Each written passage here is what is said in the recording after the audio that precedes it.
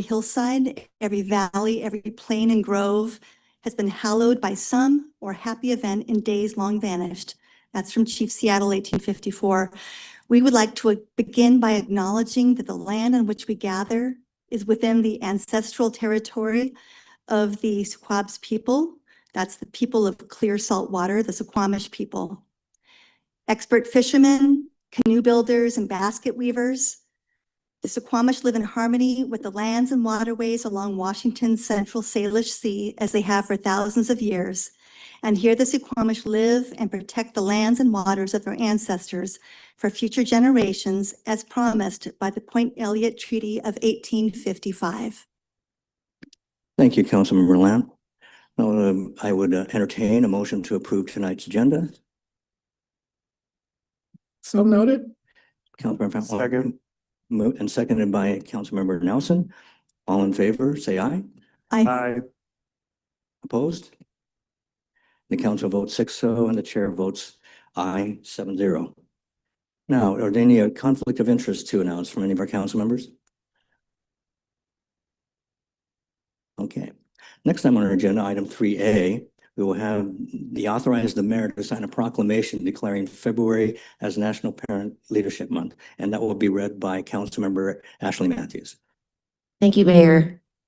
A proclamation by the City Council of the City of Bainbridge Island, Washington, declaring February 2026 as National Parent Leadership Month. Whereas parent leadership strengthens communities by promoting resilience, nurturing positive child development, and reducing the likelihood of adverse childhood experiences through connection, consistency, and community support. And whereas parent-community partnership is essential to building protective factors, promoting well-being, and creating resilient communities where all children can thrive. And whereas parents across our communities contribute their wisdom, lived experience, and leadership to create stronger, safer, and more connected places for children and families. And whereas authentic parent leadership occurs when parents are meaningfully engaged as partners and supported and invited into leadership to share their lived expertise in shaping policies, programs, and practices that strengthen families and communities.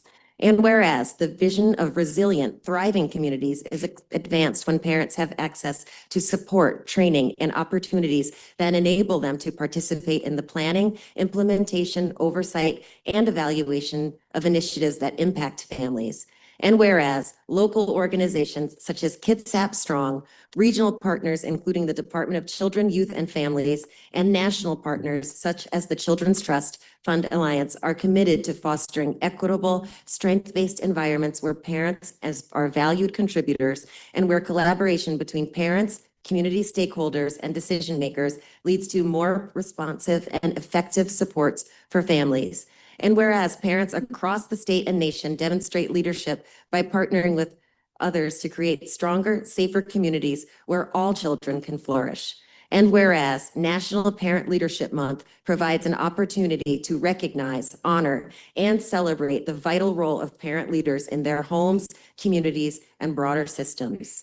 Now, therefore, reading this for Mayor Clarence Moriwaki, City of Bainbridge Island, on behalf of the City Council, do hereby declare February 26, 2026 as National Parent Leadership Month in the City of Bainbridge Island, and encourage all residents, partners, and organizations to observe this month by honoring parent leaders and continuing to expand meaningful opportunities for parent leadership. And this evening, I'll be presenting this to Victoria Hilt from Kitsap Strong.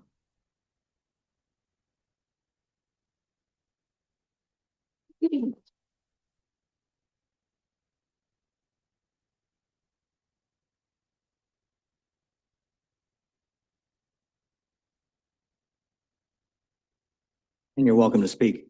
You're welcome to speak to the resolution if you wish. Or proclamation, rather. Yes. Thank you so much. All I have to say is that Parent Leadership Month recognizes the vital role that parents have in making our communities great. And we appreciate you committing to honor and celebrate the parent leaders in our community and look forward to continuing to do this every year. Kitsap Strong is honoring parents this month, and we received numerous nominations to honor the parents in their leadership ways, including members of the Bainbridge Island community.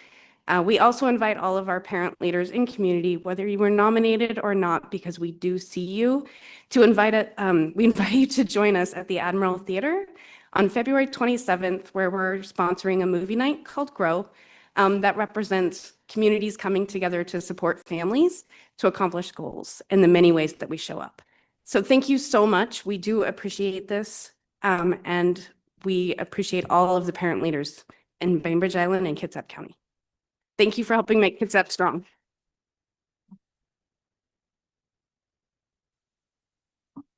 Thank you very much. Now we will have a presentation of the proclamation declaring February 2026 as Black History Month, and that will be read by Councilmember Brenda Frontline Johnson. Thank you, Mayor. This is the City of Bainbridge Island Proclamation.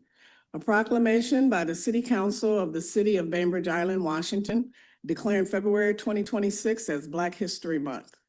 Whereas the national celebration of Black history began in 1926 as a week-long event created by African-American historian, scholar, educator, and publisher Carter G. Woodson, and it became an annually observed commemorative month in February 1976. And whereas the Black History Month 2026 theme, A Century of Black History Commemorations, marking this momentous 100th anniversary by promoting, protecting, and preserving the legacy of African-American history and its impact on the modern world. And whereas Black history is an integral part of American history, and Black History Month is a time to honor the often overlooked achievements of Black Americans. And whereas Black History Month also serves as a reminder of the historical and present-day racism that continues to oppress Black Americans, and that the work to eliminate barriers based on racial bias and prejudice is ongoing. And whereas despite this ongoing structural racism born from the unconscionable legacy of enslavement and legalized segregation, Black Americans continue to make significant contributions to the growth of their families and to the artistic, athletic, cultural, economic, educational, legislative, and scientific fabric of our nation and our city.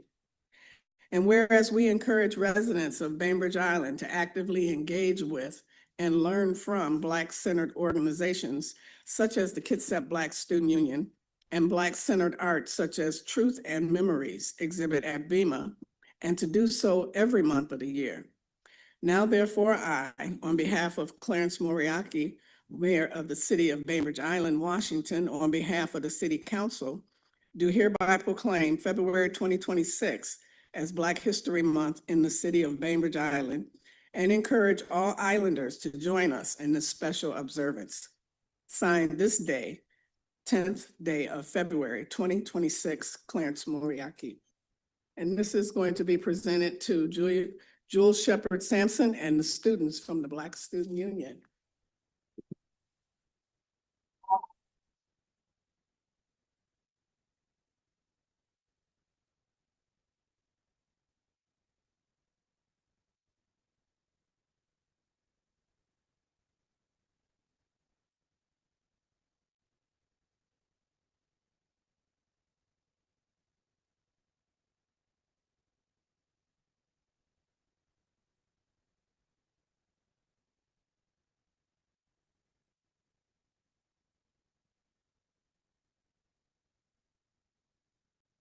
Thank you. My name is Jules Shepard Sampson.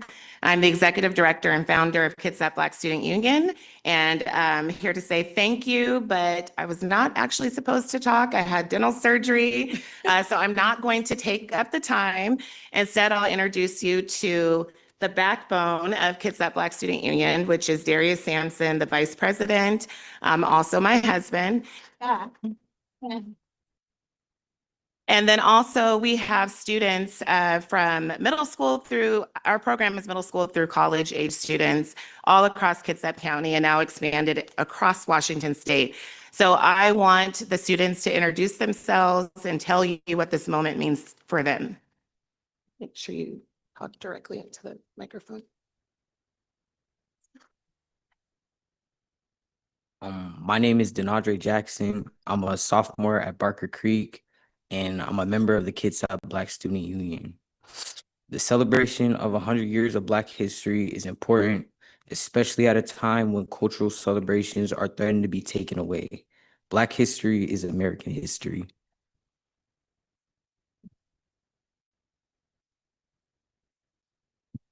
Hi, sorry.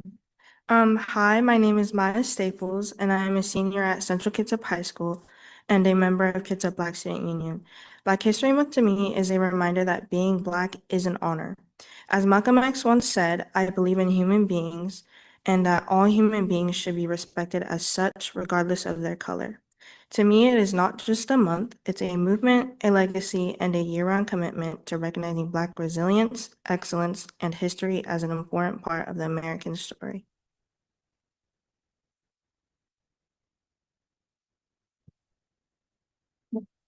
Hello, my name is Maddie MacArthur. I'm the secretary for Kitsap Black Student Union, Olympic College chapter.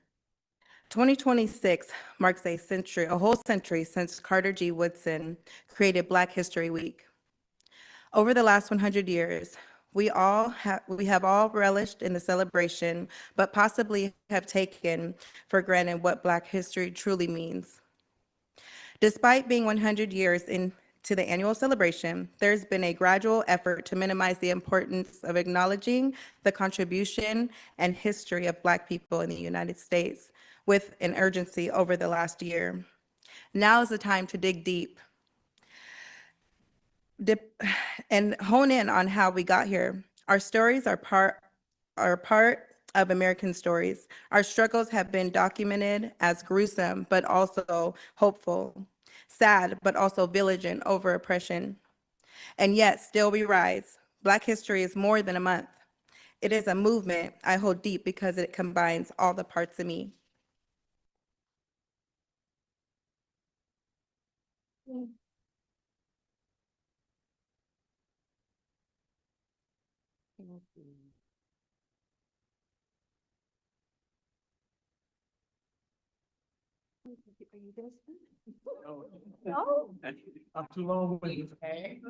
Councilmember Franklin Johnson.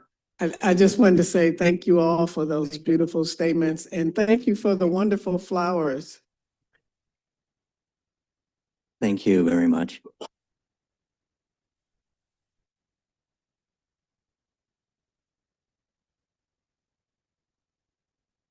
Now we're going to public comment. Each comment will have 3 minutes.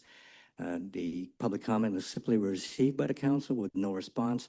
Council cannot deliberate on items that are not on the agenda, and the lack of comment is not an endorsement nor denial of the comment. So a list will be coming forward here, and please limit your comments to 3 minutes.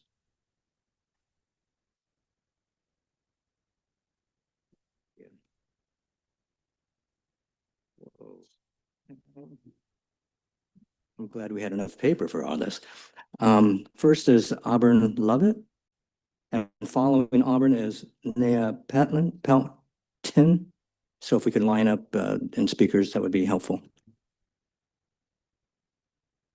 So, Great, just start please go ahead. whenever. Okay. Good evening, council. My name is Auburn Lovett, and I'm an associate planner and a staff member here at the City of Bainbridge Island. I've come tonight as a member of the local International Aerospace and Machinists Union to urge the council to consider the value of city staff when making budgetary decisions. Due to a variety of factors, including affordability and wages, 74% of city staff commute to work each morning. Some of my colleagues travel over an hour and a half each way to work in this community. City staff plays a vital role in safety, environment, and daily life for all people who live, work, and visit the island on a given day. We work to keep the roads clean and safe, keep sewer running, address public safety concerns, ensure safety of structures, and work to protect our beautiful waters and natural resources. When we look at the sign of city council priorities on the wall here, for example, permitting, capital improvements, comprehensive plan, road maintenance, none of these are possible without the hard, dedicated work from city staff. This is an island of many types of people: artists, chefs, governors, CEOs, therapists, farmers, and of course, lawyers. We are a unique community that is not average. Average doesn't create the community we want. We don't do average work, and you don't want average workers. Less than average pay is not adequate to keep excellent workers here. I'm sure the council recognizes all the work and dedication that staff shows every day for this community and as a part of this community. The proposals authorized by the council for this union contract are not adequate to even cover basic inflation rates. I'm asking you to support city staff in supporting you and the community by authorizing fair and just wages for staff so we can continue to proudly represent this city. Thank you. Thank you. Okay, next is, and following Nina is Marcia Cutting. Wow, I feel really uncomfortable talking after that was said, and I agree with everything that was said. My name is Nina Pelton. I live on Abies Drive. It's Mid-Island. And I've come and I realized that the 625 project is not on the agenda today, but I came here to speak out against it. And I'm going to come to every city council meeting for the foreseeable future to speak out against it. I have a master's degree in social work. I spent a big chunk of my adulthood helping a lot of people in need in an inner city emergency room hospital in Chicago. So my concern about this, I am not opposed to affordable housing on Bainbridge Island. I am opposed to affordable housing being built on Bainbridge Island at the ferry dock. The land is not properly shored up, and an enormous amount of money. My understanding is that an enormous amount of money would have to be spent just on shoring up the land. And then the project would be leased to a builder for 99 years, which means that that all of us would have no control over whether those 90 plus units remained in good repair or were actually even affordable. So, and my understanding is that the builder was engaged in no competitive bidding project, and I am not personally convinced that he was properly vetted. I really resent I may have said this already. I resent the characterization that those of us who are opposed to that project in particular don't care about people who want affordable housing. I also understand that the state government mandates that we do what we provide it. I am not opposed to that. I do not feel that location is a natural fit for this kind of housing. And I also believe that with a little bit of research, we could, as an island, figure out a place that's a better fit for that kind of project. There's no parking there. Traffic at that corner is a nightmare already. There's no place for kids to play. There's the air quality. Oh my God, don't even get me started. With all those cars coming on and off the ferry all the time. And if windows are open, it's not a suitable place for people to live. My daughter lived in a high rise on 85th Street in Seattle with 4 lanes of traffic in front of her. And we ended up moving to Bainbridge because her doctor found evidence of car exhaust in her blood work. So, and anybody here who's got him or herself convinced that that is a safe place for people to live is not facing the truth. That's why we moved to Bainbridge, because the air is cleaner. Let's see. My understanding is that the city did not conduct any sort of environmental impact statement, any real one. What else? What else? It's awful in every way. It's a bad idea. And although I am not opposed to affordable housing on this island. Anyway, thank you. Thank you, Nina. And in the audience, please no responses or allow the people to speak publicly. Marcia Cutting, followed by Rachel Reese. I'm here to talk to you about something that basically nobody wants to hear about, and that is disability. And I'm here to talk about it because on Bainbridge Island, there are less than a dozen affordable, accessible homes. Less than a dozen. And that doesn't line up very well with the percentage of the population which has a disability. We're sometimes referred to as an equal opportunity minority group because any of you could become one of us at any moment. I'm in this chair because of a workplace accident. One of my friends uses a power chair because of a car crash. Another friend uses a power chair because of a bicycle accident. And we're facing a silver tsunami on this island. If you live long enough, you will become disabled.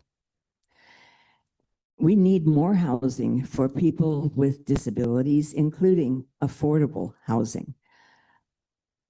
If the building at 625 Winslow is built, it will need an elevator, and thus almost all of the apartments are at least potentially accessible. They won't all be the same, but at least there's the possibility that they all could be. If people build an ADU in their backyard, there's no guarantee that it's accessible. When I got priced out of my apartment by a 26% rent increase in 2017, my friends all tried to help me find a place, and they'd send me pictures of these really cute places. And they'd say, well, it only has 1 or 2 steps. And I it might as well be on the moon. This chair does not, well, I shouldn't say, the chair does occasionally do steps going down, but that never ends well. So I'm speaking in favor of increased density building up, and I'm specifically in favor of 625 Winslow. I hear people saying, oh, the traffic is awful. Well, sometimes it's awful. When the ferry's unloading, it's not great, but I'm betting I use that intersection as much as anyone else here. And if the ferry's not unloading, it's deserted. It's not 24/7 traffic there. Personally, I think it would be a great location. The other reason it would be a good location is because if someone's in a wheelchair, if someone is blind and using a cane to get around with, they can find their way around in Winslow. If they're in somebody's backyard on the north end of the island, there are no shoulders to most of the roads. They can't get out and walk. They're kind of stuck there. So I hope that you will work for increased density and for 625 specifically. Thank you. Thank you, Marcia. Following Martin, no, please don't respond to any comments. Marcia Cuddy, following in Rachel Reese, followed by Mark. Ashley? Rachel Reese, there you are. Okay. Hi, can you hear me okay through the mask? I just wanted to come up here like I did last year to thank you so much, council and city, for recognizing Black History Month. It is so incredibly important to do this. We should do it every day. Black history is American history. I'm just so grateful that you continue to do this with our current administration and others that are actively, literally tearing down buildings, plaques, trying to erase our history, which they've done before. And so staying true and teaching truth is really important. And so I just lift my hands up to you in appreciation and gratitude. Thank you. Thank you, Rachel. Mark, followed by Jing Fong. Hello, Council. My name is Mark Ashley. I've never done this before. My wife and I have owned a home on the island since 1988. Our son graduated from Bainbridge High in 2008 and later married his high school sweetheart. They returned to the island after college and were dismayed that despite good paying jobs in Seattle, they couldn't afford to live here without subsidy. They moved to Montana while housing costs there were still affordable. The affordable housing problem is bigger than Bainbridge, but I believe this community needs to do everything in its power to find solutions, including creative zoning and more intensive development in prescribed planned areas. Maintaining Bainbridge's character, I think, is a short-sighted excuse for avoiding opportunities. Island character has changed dramatically in my time here, largely for the better, with a notable exception of the huge reduction in economic diversity and the tipping of the scale toward affluent retirees. This city needs to establish a way for younger, less affluent people to commit to and take part in this community's future, not cut them out. I have strongly supported the proposal to develop affordable housing at 625 Winslow since attending the August Planning Commission meeting when public comments and discussion went long past midnight. I came to hear both sides, but left dismayed at the objections of the opponents. In a nutshell, here are the three main reasons I've come to support it. First, my wife and I supported Island Incorporation as a city in 1991 to regain control over our land and water use. Today, I'm even more concerned about water usage. But what seems to be lost in current discussions is the fact that Winslow, because of its greater density and hardscape, is the only Bainbridge neighborhood whose water usage has essentially not increased even while its population has doubled. Clearly, we need to control lower density development if we are to manage dwindling water and other resources. Second, we absolutely need to honor the urban village concept of the city's original comprehensive plan of 1994 by focusing development in Winslow, Linwood Center, Island Center, and Rolling Bay. Winslow and Linwood Center lead the way and are useful models. Finally, I'm convinced that a mixed-use project as proposed for the site of the 625 project would be the best use of that site because it would strengthen the Winslow corridor by maintaining the heights of the neighboring Harbor Square, John L. Scott, and Bema buildings, fill in the huge gap on Winslow Way that the highway creates with appropriate commercial and residential street front, and most important, provide a way for a younger, less affluent mix of the people who actually work in Winslow to plant roots here, as my wife and I did 40 years ago. We need to put Bainbridge within reach of those starting out. Thanks. Thank you, Mark. Next is Jing Fong, followed by Mira Rosenkotz.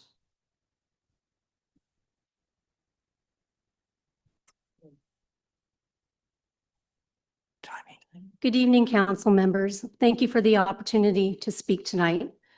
Congratulations to our newest council members, Nelson and Lant, and to Mayor Moriwaki and Deputy Mayor Hytopoulos.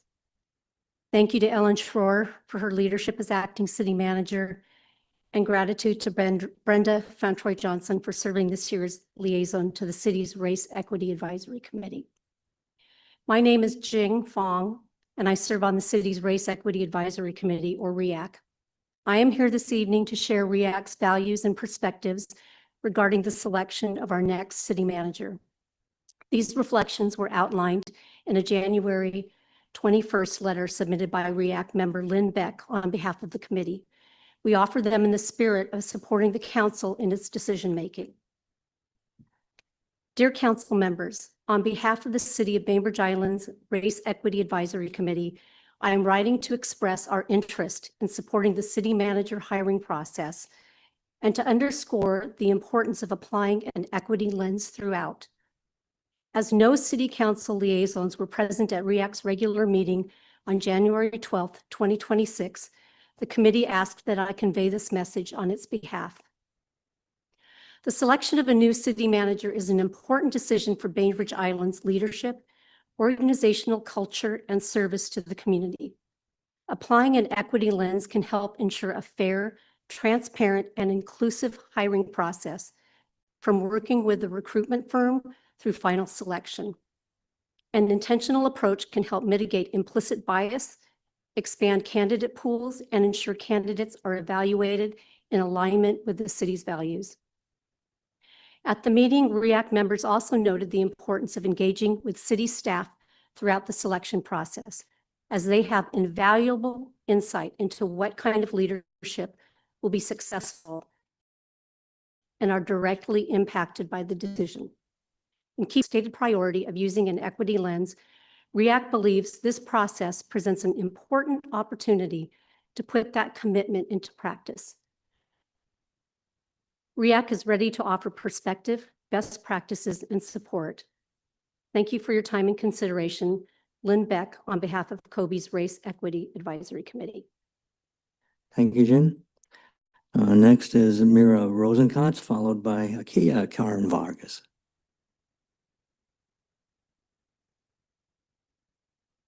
As someone who grew up on Bainbridge Island 28 years ago, I've seen the island change and develop quite a bit. Some of that has been hard. I struggle with the changes too. I get frustrated when I have to wait in traffic at the head of the bay. but now the salmon will be able to move upstream more easily. I'll never have a Bainbridge baker's pie again, but now there are more bakeries and bakers on the island than ever before. I can't worm my way to the front of the rotary auction line, but now a different little kid has taken my place. Bainbridge Island has changed. It is changing, and it will continue to change. In the end, we can't do anything to stop that. We can dig our heels in and die trying, but then we won't be here when it happens. We won't be here when more families live downtown and new shops open. We won't be here when new kids from different backgrounds enroll in our schools, making them a more interesting, diverse, and dynamic place. We won't be here when the bus system gets better, when you don't have to call it, it just comes every day at the same time. I'm asking you to consider changing your mind. Consider changing your mind so that you can be part of Bainbridge changing. If we can set aside numbers for a minute, the number of units, the dates and times of emails, the cost of produce, we can remember that real people would live in this development. Some of them are in this room. Some of them served you coffee this morning and checked you out at the grocery store. Most of them are not here, and you haven't heard from them because they do not live here. Because they have a 30 or 40-minute commute to get home and they have work in the morning.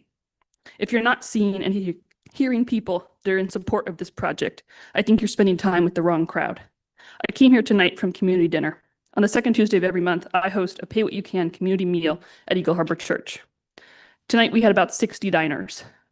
Most of us are in favor of 625.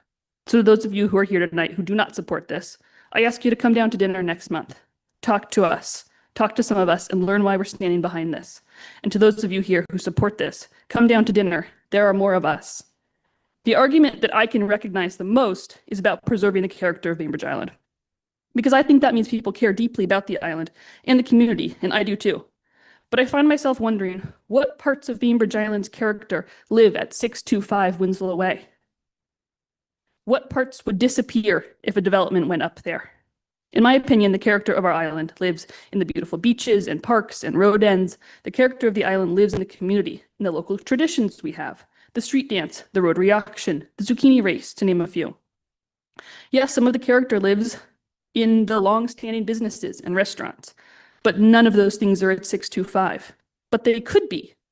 Character is not something that is bought or borrowed. Character is not something that needs to be protected or preserved. It's not fragile or weak. Character comes with community. It comes with people gathering and building, living and working, learning and existing together. The clearest path towards deepening and developing the character of the island is through the expansion of our community. And the best way to expand our community is to let more people live here. Thank you. Thank you, Miriam. Kiai and Lisa Neal. Karen. Akuye. Hello. Yeah. Hello, everyone. Good evening. Good evening to our city council, our mayors, and our city leaders here. One of the things that I just want to pay homage to is to Dr. Quintard Taylor, who has been a historian and preservationist from UW, Washington. We want to pay homage. He's gone on to be with our ancestors, and I want to give him thanks for the work that he has done to be able to protect and preserve the history, the heritage of African Americans that migrated here and pioneered here in this Pacific Northwest. I want to talk to this council about the importance of preserving the heritage, the culture, the history of African Americans, specifically here on Bainbridge Island, that has been totally erased. The erasure of African American history here on Bainbridge Island through historical racial exclusion, through the segregation from housing, racial covenants and restrictions. The history of harm here specifically on Bainbridge Island has been traced. We've done the research. UW has done the research as well. When we talk about who is able to live here, it is important that we hear about those that have been kept out due to housing and not being able to afford to even live here. We're here asking that this council look at what equity really looks like for housing, to be able to live here, what racial covenants are still on the books that need to be examined. That history of harm needs to be understood. That history has totally been erased. I wanted to ask this council that we be attentive to, not just because it's Black History Month, but the human rights of those to be able to come to an environment or come to a community and be able to have an opportunity to live here is vital and much importance. I came here over 35 years. When I got here, we were one of the only. I began to say, where are the African Americans? They told me there was none here. As I researched, I found out that they built the bases, that they built Fort Ward, that they were here with Battle Point. They were here at Port Blakely. And yet they have been totally removed, that they were part of the Bladel properties there. But yet when you take and intentionally remove a people, then we are causing not just harm, but we need to understand, how do we decolonize that? Thank you. Thank you so much. Lisa Neal, followed by Caitlin Lombard. Thank you, Council. Lisa Neal, Bainbridge Island. I'd like to begin with a quote from a February 5, 2026 Seattle Times article about the 625 Winslow Way project. It's a quote of Mayor Moriwaki's, and I understand this might have been taken out of context, but I'm just going to read it. Moriwaki thinks some of the housing opposition is rooted in prejudice against people without much money. He talked about viewing the property, and some people said it was a prime view property. And Moriwaki said, "Are you saying working people don't deserve views?" It really hurts my heart. So, Mayor Moriwaki, I would ask that you not speak for people who might be opposed to the project for particular reasons and make assumptions about their motivations, and speak to that as a council person. So to recap, Councilmember Moriwaki's been in office for about a month, and he's already tried to quell free speech at a meeting. He's attempted to limit council's power by claiming the council should defer to the unelected planning commission, which is appointed and created by the council. And now has denigrated his constituents with his assumptions about their motivations and concerns about 5 very large buildings on Winslow Way. Councilman Moriwaki, you represent everyone, not just those who agree with you. So please stop trying to silence opinions of constituents. Now I have another point about the news article, and someone else brought up commuting here tonight. As is common during these discussions, the fact that someone who lives off island commutes here to work comes up. Yes, that happens. If you go to the 2023 census government site, you can look at what's called in-out on the map. So 5,035 in 2023, that's the latest they have. 5,035 commute onto the island for work. 2,578 islanders live and work on Bainbridge Island. And 7,263 islanders commute off island for work. Now, as someone who until I became slightly disabled, every day for work, I can tell you that's a 3-hour round trip commute. I'm not going to diminish other people's commutes, driving from Bremerton and so forth, but please don't forget that if 625 Winslow goes in, you're going to have 7,263 commuters possibly going to Seattle, trudging past that building that they paid for. So when you're tempted to cast stones, please reconsider. Finally, I sent an email last week about the Planning Commission issue on February 5th. And I just want to reiterate for the council that I would request as a constituent that you not delegate or defer to the Planning Commission on very important issues such as density, the comp plan amendments. That's for the council to decide. And so I would really request, very respectfully require to the Planning Commission on something the unelected planning commission on something that is so important. I'm sorry, I went over. Thank you. Thank you, Lisa. Next, Caitlin Lombard, followed by, my goodness, Guzman. I'm not even going to try to do the first name because I can't read your handwriting. Sorry. Good evening, council members and neighbors. My name is Caitlin Lombardi, and I grew up on Bainbridge in the 80s and 90s. My husband now works for the school district, making food for all the elementary schools and intermediate school. And we have 3 daughters who attend Blakely Elementary. So I'm going off my written comments here to say, I'm sorry that you repeatedly hear that this is a new conversation, or that you haven't done your research, or that work has not been done for the past 30 years to try to build more affordable housing options on Bainbridge. Back to my comments, since it's difficult to pick one motion to address this evening, I would like to address an underlying viewpoint that seems to be coloring the whole conversation about the need to create a diversity of housing options. And that's the idea that we get to analyze, nitpick, make gross assumptions and determinations about the lives of people who might utilize affordable housing here on Bainbridge.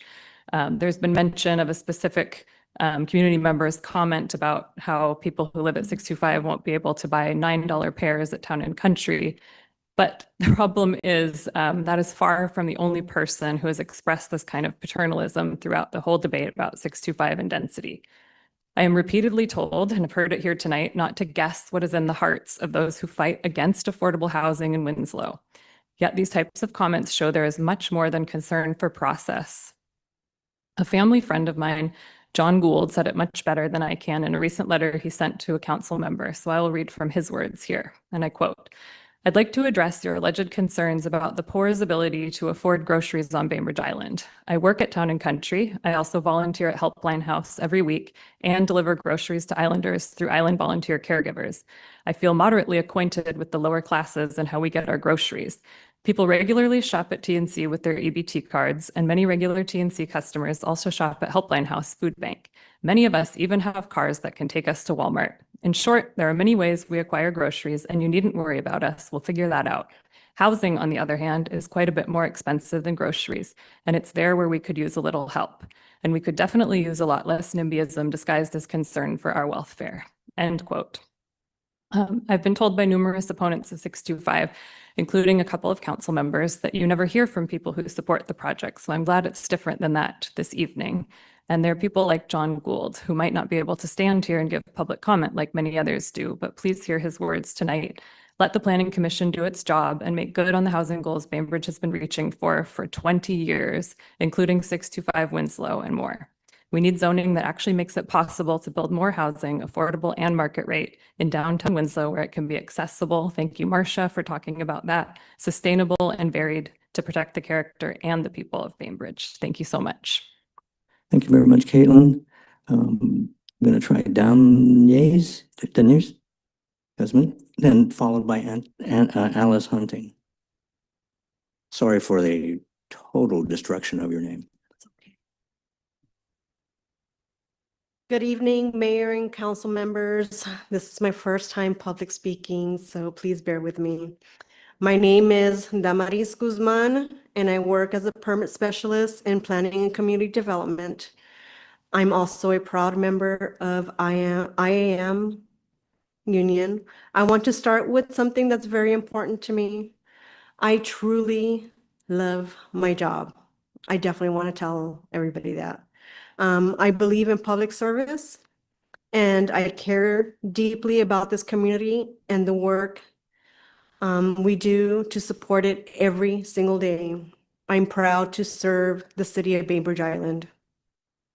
I share that not as a complaint, but as a reality that many city employees face. It's not one of the reasons I'm here tonight asking you to support a pay increase above and beyond COLA. And that is, as part of the 74%, I am one of those that do not live here in the city of Bainbridge Island. I live in Port Orchard. So my trek is about an hour away, which, because of the job that I have and the job that I love, I do travel My travel is about 2 hours a day, sometimes an hour and a half.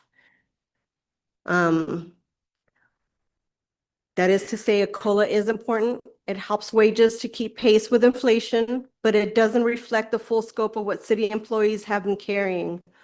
Over the past several years, many of us have taken more responsibility, more complexity, and more pressure, often while departments remain understaffed. We've adapted because that's what public servants do. We show up and we keep the work moving forward. In planning and community development, we are often the first point of contact for residents during some of the most stressful moments of their lives, whether they're building a home, starting business, or trying to understand complex regulations. Our work requires experience, accuracy, and care, and it directly affects how people experience their local government. When wages fall behind, the city risks losing experienced employees to neighboring jurisdictions. That loss affects not just staff, but the community through delays, disruptions, and the loss of institutional knowledge. A pay increase above COLA is not about special treatment. It's about fairness and retention, and ensuring the people who serve the city can continue to do so with stability and dignity. I respectfully ask you to authorize funding that allows for fair and meaningful negotiations. Supporting city employees is an investment in the quality of service Bainbridge Island residents rely on every day. Thank you for your time and thank you for listening. Thank you very much. Thank you for the others attending as well. Alice Hunting, followed by Andrew Olson.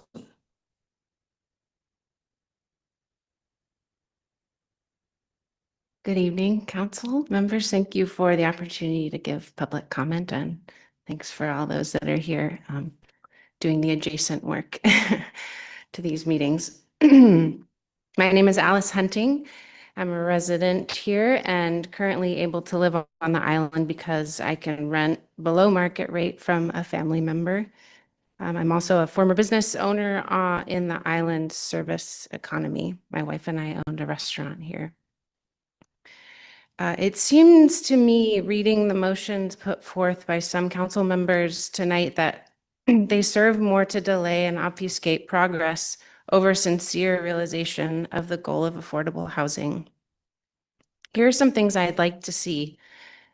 I'd like to see this community of abundant and apparent wealth do more than the bare minimum as required by law to create affordable housing on this island.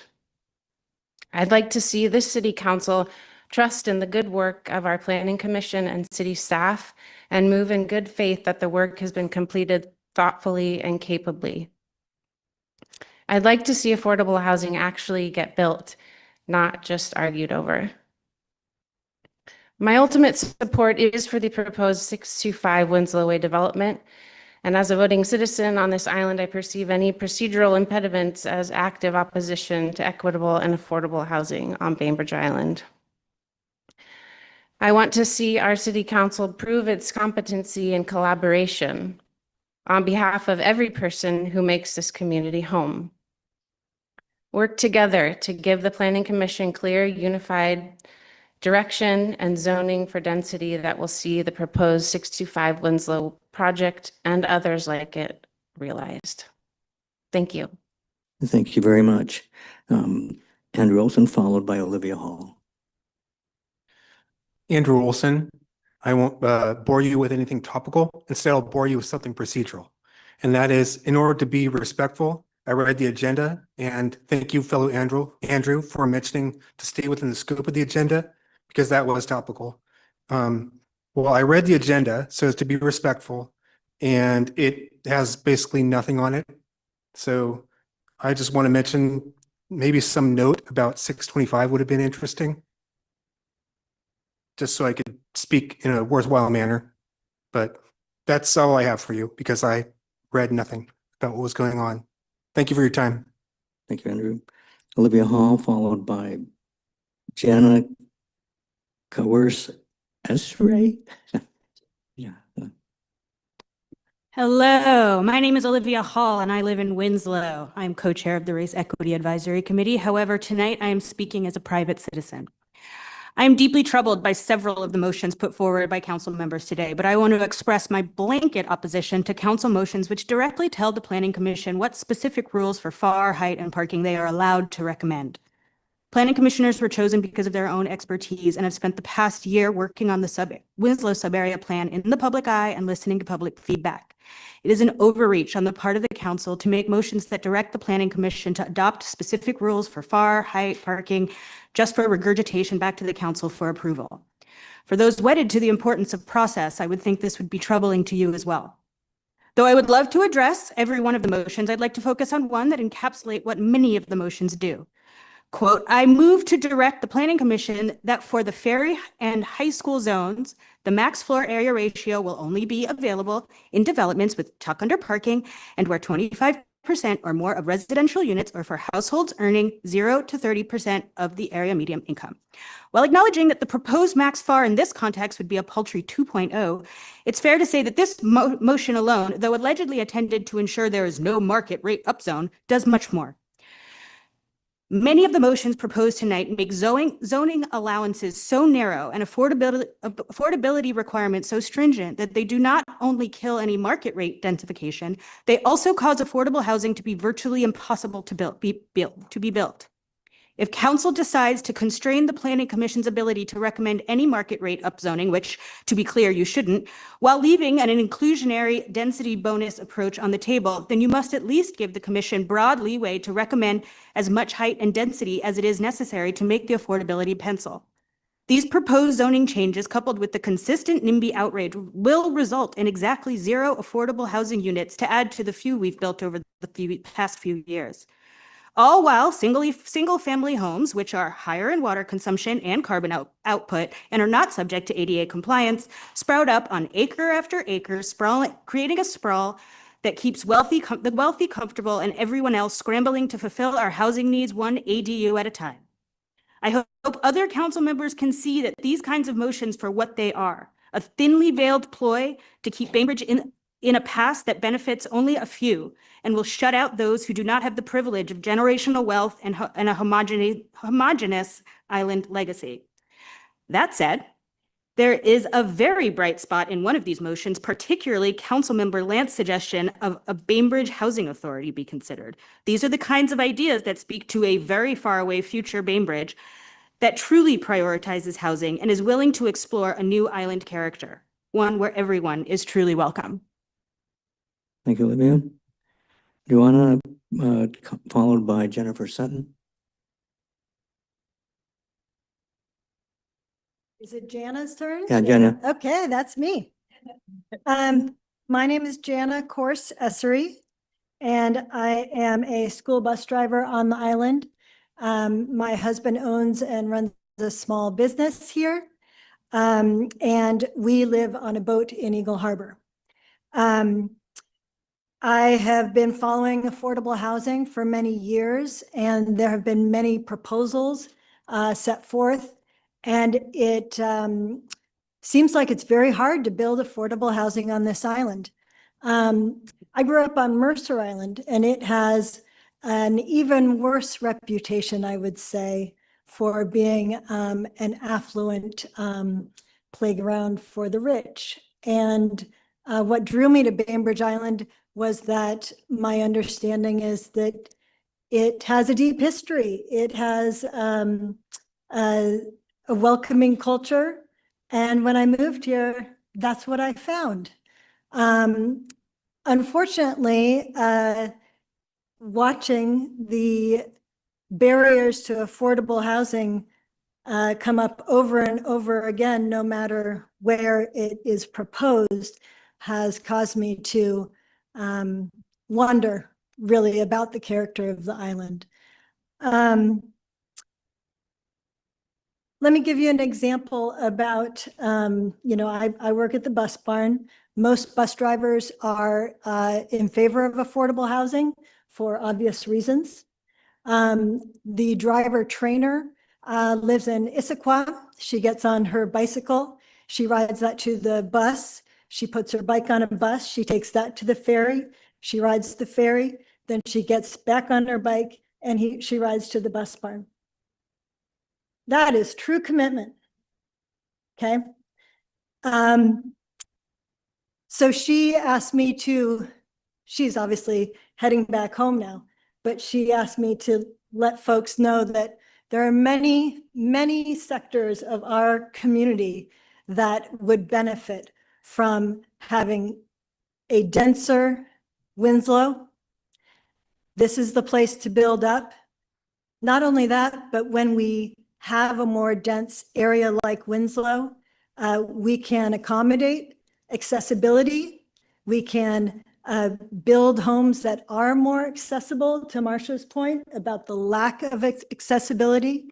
One thing about 625 Winslow that's really neat is because it's over 4 units, that means that you have to follow certain rules that require a certain amount of accessibility, which smaller affordable units like ADUs do not necessarily have to follow. So that's something to think about. I've also heard people say, well, oh, it's 3 minutes, my apologies, but let's go 625.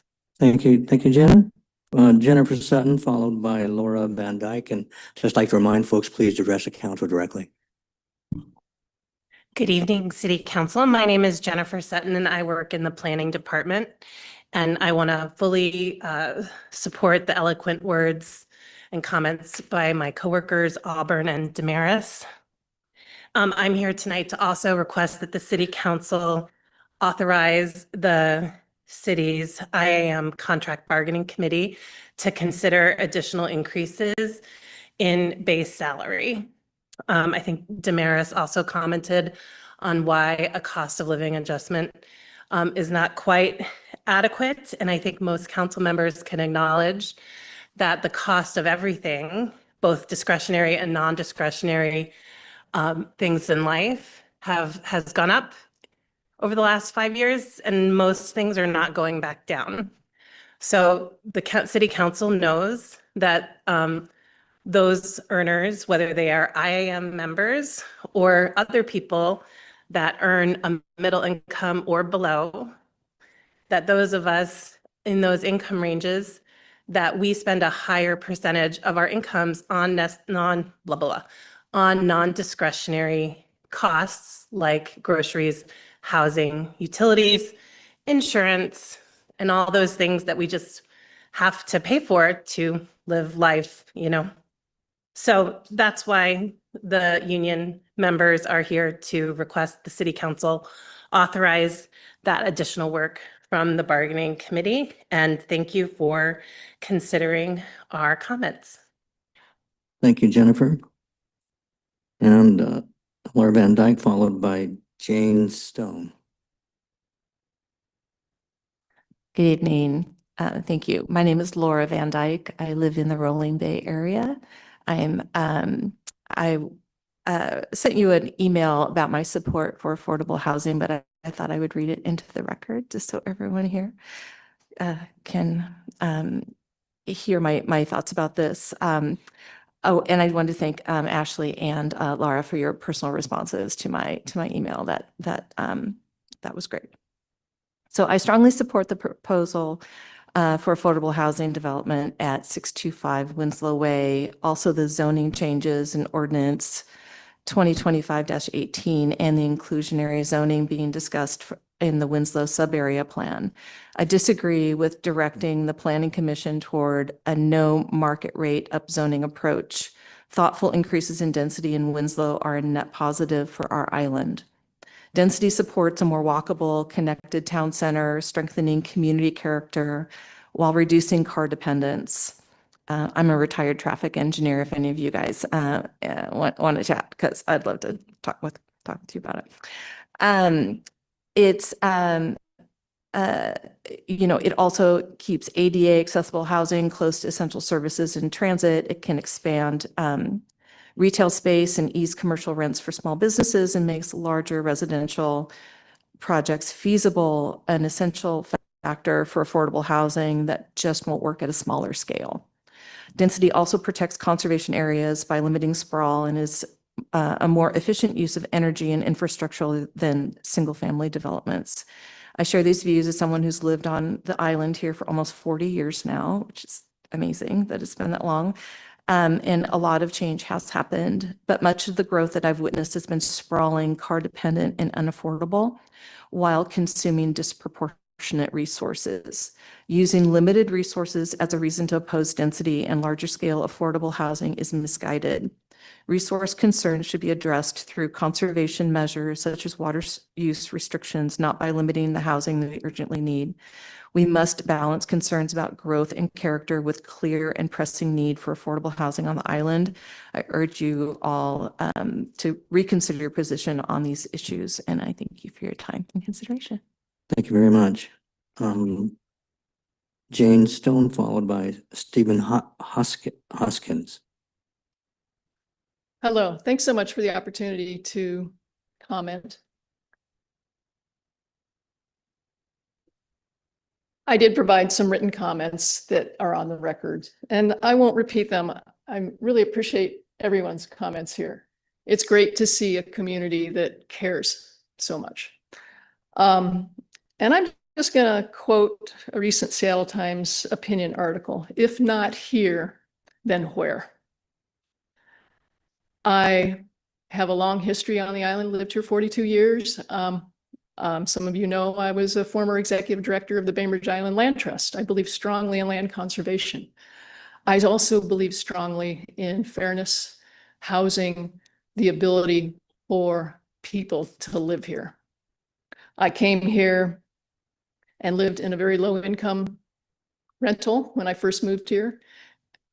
And here I am now, 42 years later, retired, and have been able to give back to a community that has given me so much. I would just like to look at the council and say, be bold. We don't have time to wait. There have been a lot of efforts, a lot of talk, a lot of work. There's a lot of great work that happens in this community.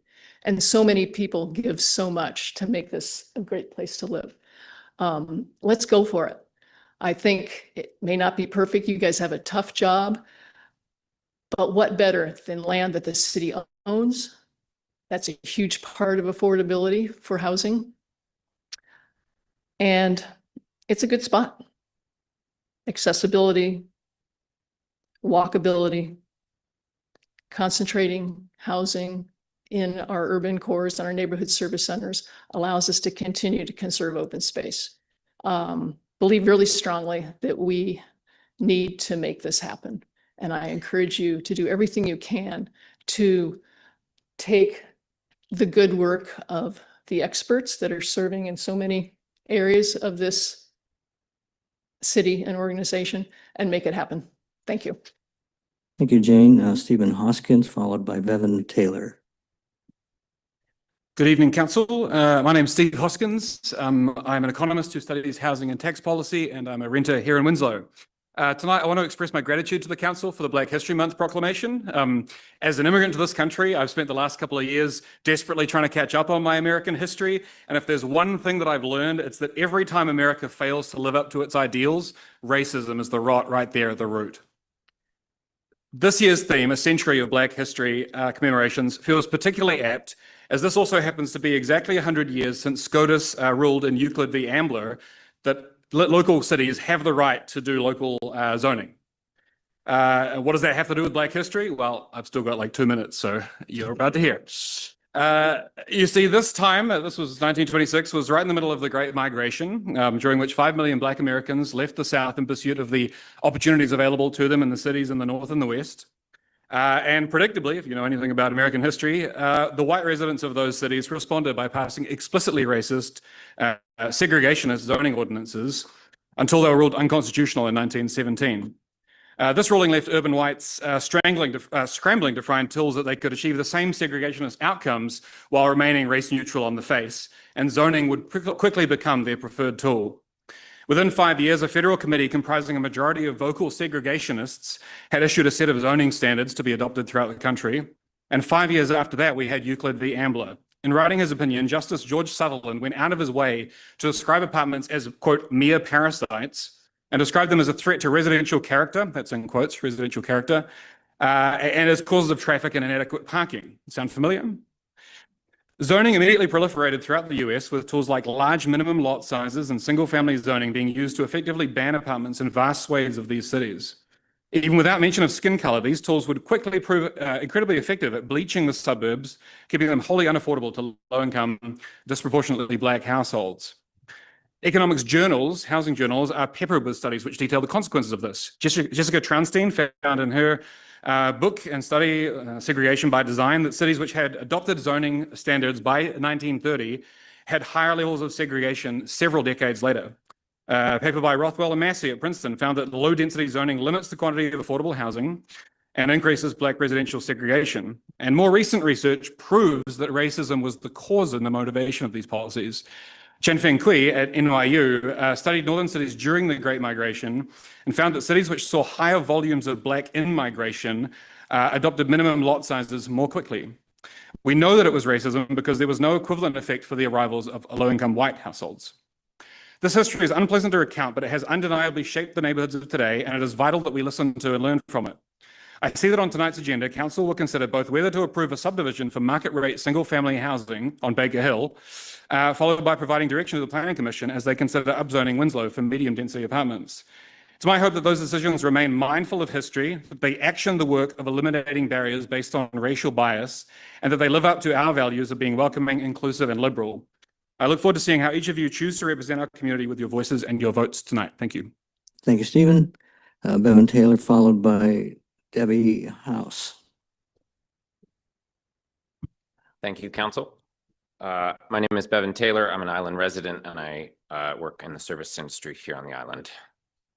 I attended last week's council study session and listened to council discussions of current capacity versus upzoning, FAR of 2.5 versus 4, and exactly how many units an upzone on Ferncliff might produce.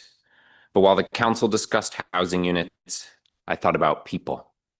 I saw the faces of the people who worked for my parents' small business. When I was a kid, most of their employees lived on the island. I got my very first haircut in one of their kitchens just down the road from our place. By the time I was old enough to work, many no longer could afford to live here. And by the time my parents retired, all of their employees commuted from Suquamish, Kingston, Paulsbo, and Bremerton. I think of the coworkers at the laboring and service industry jobs I've had since then. Most of them commuted. I remember a conversation with one who said he'd been surprised to find that not everyone on the island treated him as poorly as he'd expected. I think about the people I know who work less than full-time, or not at all, because disabilities have pushed them outside the margins of work considered valuable by society. I think about how it is especially hard for them to find affordable ADA accessible housing that meets their needs. As numbers get shuffled around, as passions simmer, as council parses the meaning of words and debates proper procedure, I think about all the people who mean something to me who can't afford to live here.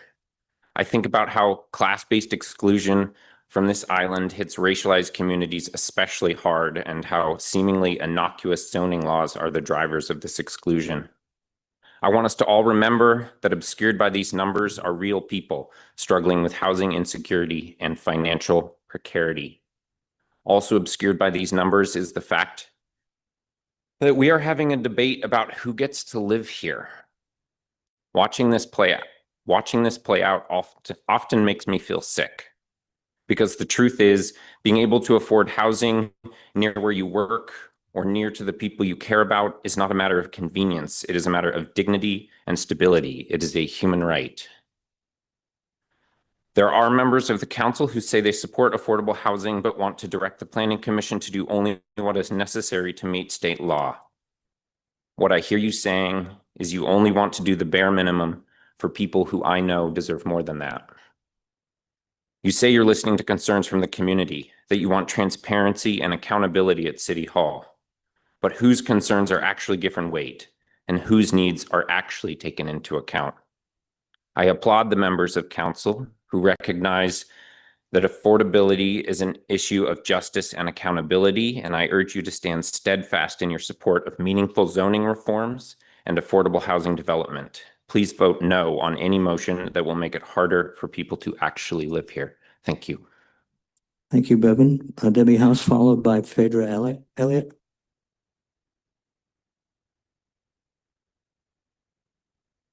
Hi, good evening.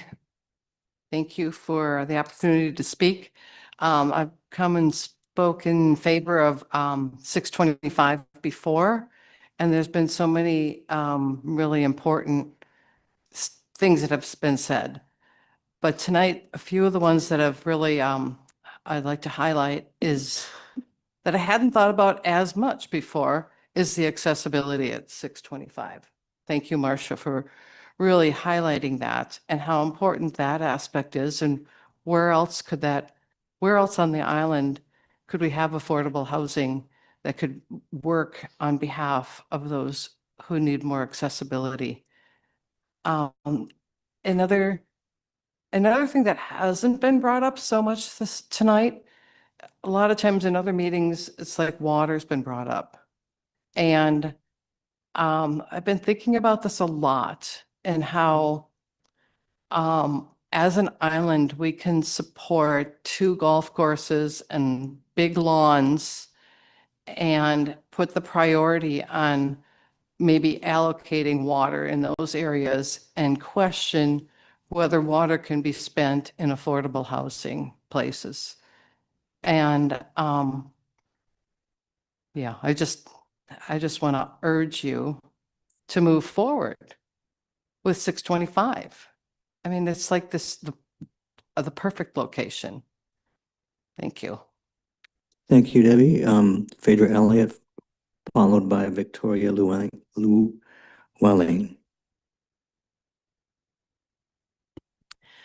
Good evening, City Council. My name is Phaedra Elliott, and I'm the Executive Director of Housing Resources Bainbridge.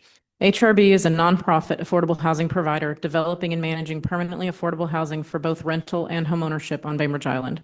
Tonight, by our count, you are considering 27 motions that would direct Planning Commission's ongoing work on the Winslow Sub-Area Plan Update and the Comprehensive Plan Update. We want to offer our perspective on these motions as a developer of permanently affordable housing in our community. HRB is urgently concerned that many of these motions regarding development standards in the Winslow sub-area outline a policy agenda that will make the development of affordable housing more difficult. As we have stated many times in our engagement with these plan updates, any policy that over-restricts affordable development to only the lowest AMIs renders development impossible to fund and build. We urge you to consult your unanimously adopted Housing Action Plan. Your Housing Action Plan offers evidence-based guidance regarding necessary increases to base densities, FAR, height limits, parking requirements, and more. HRB also wants to make clear that we believe these updates are an opportunity to make affordable housing progress while also drafting policy and goals that concern the kind of market rate development that will improve our overall housing environment. We are in critical need of policies and goals that will make housing diversity possible. This requires creativity and, yes, increases in density that create smaller, more diverse housing types that are closer to transit, schools, and services. This type of development is more sustainable, and that is something our community values. At the risk of going over my time this evening, I can't detail our concern with each motion. Instead, I will say that only the motions we are prepared to support are those drafted by Council members Mathews and Schneider. As Councilmember Mathews wrote in one of her motions, we need our city leaders to look at any and all options to achieve our much-needed affordable housing and goals of the Housing Action Plan. HRB is also concerned about this process's impact on your community's ability to track and trust your procedure. Planning Commission worked on recommended changes to the Winslow Sub-Area Plan development standards for nearly a calendar year. During that time, the public was able to weigh in and have their voices heard. Planning Commission concluded their work on the Winslow Sub-Area Plan so that staff could begin a capacity analysis. Many of these motions seek to revise the Planning Commission's recommendations made with both your direction and the public's input.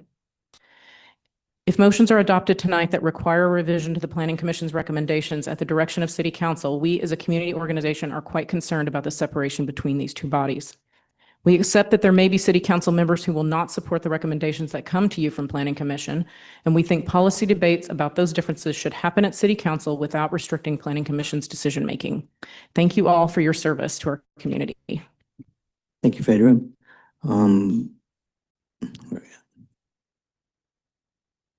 Victoria Llewellyn, followed by Dennis Golick. Hello, council members. I'm Victoria Llewellyn, and I work here at City Hall. And I'm here in support of all of my coworkers and all of the comments that they've made today. I'm also here in support of all the coworkers who couldn't make it out here today. So thank you very much for considering all of our comments, and I appreciate your time tonight. Thank you, Victoria. Dennis Golick.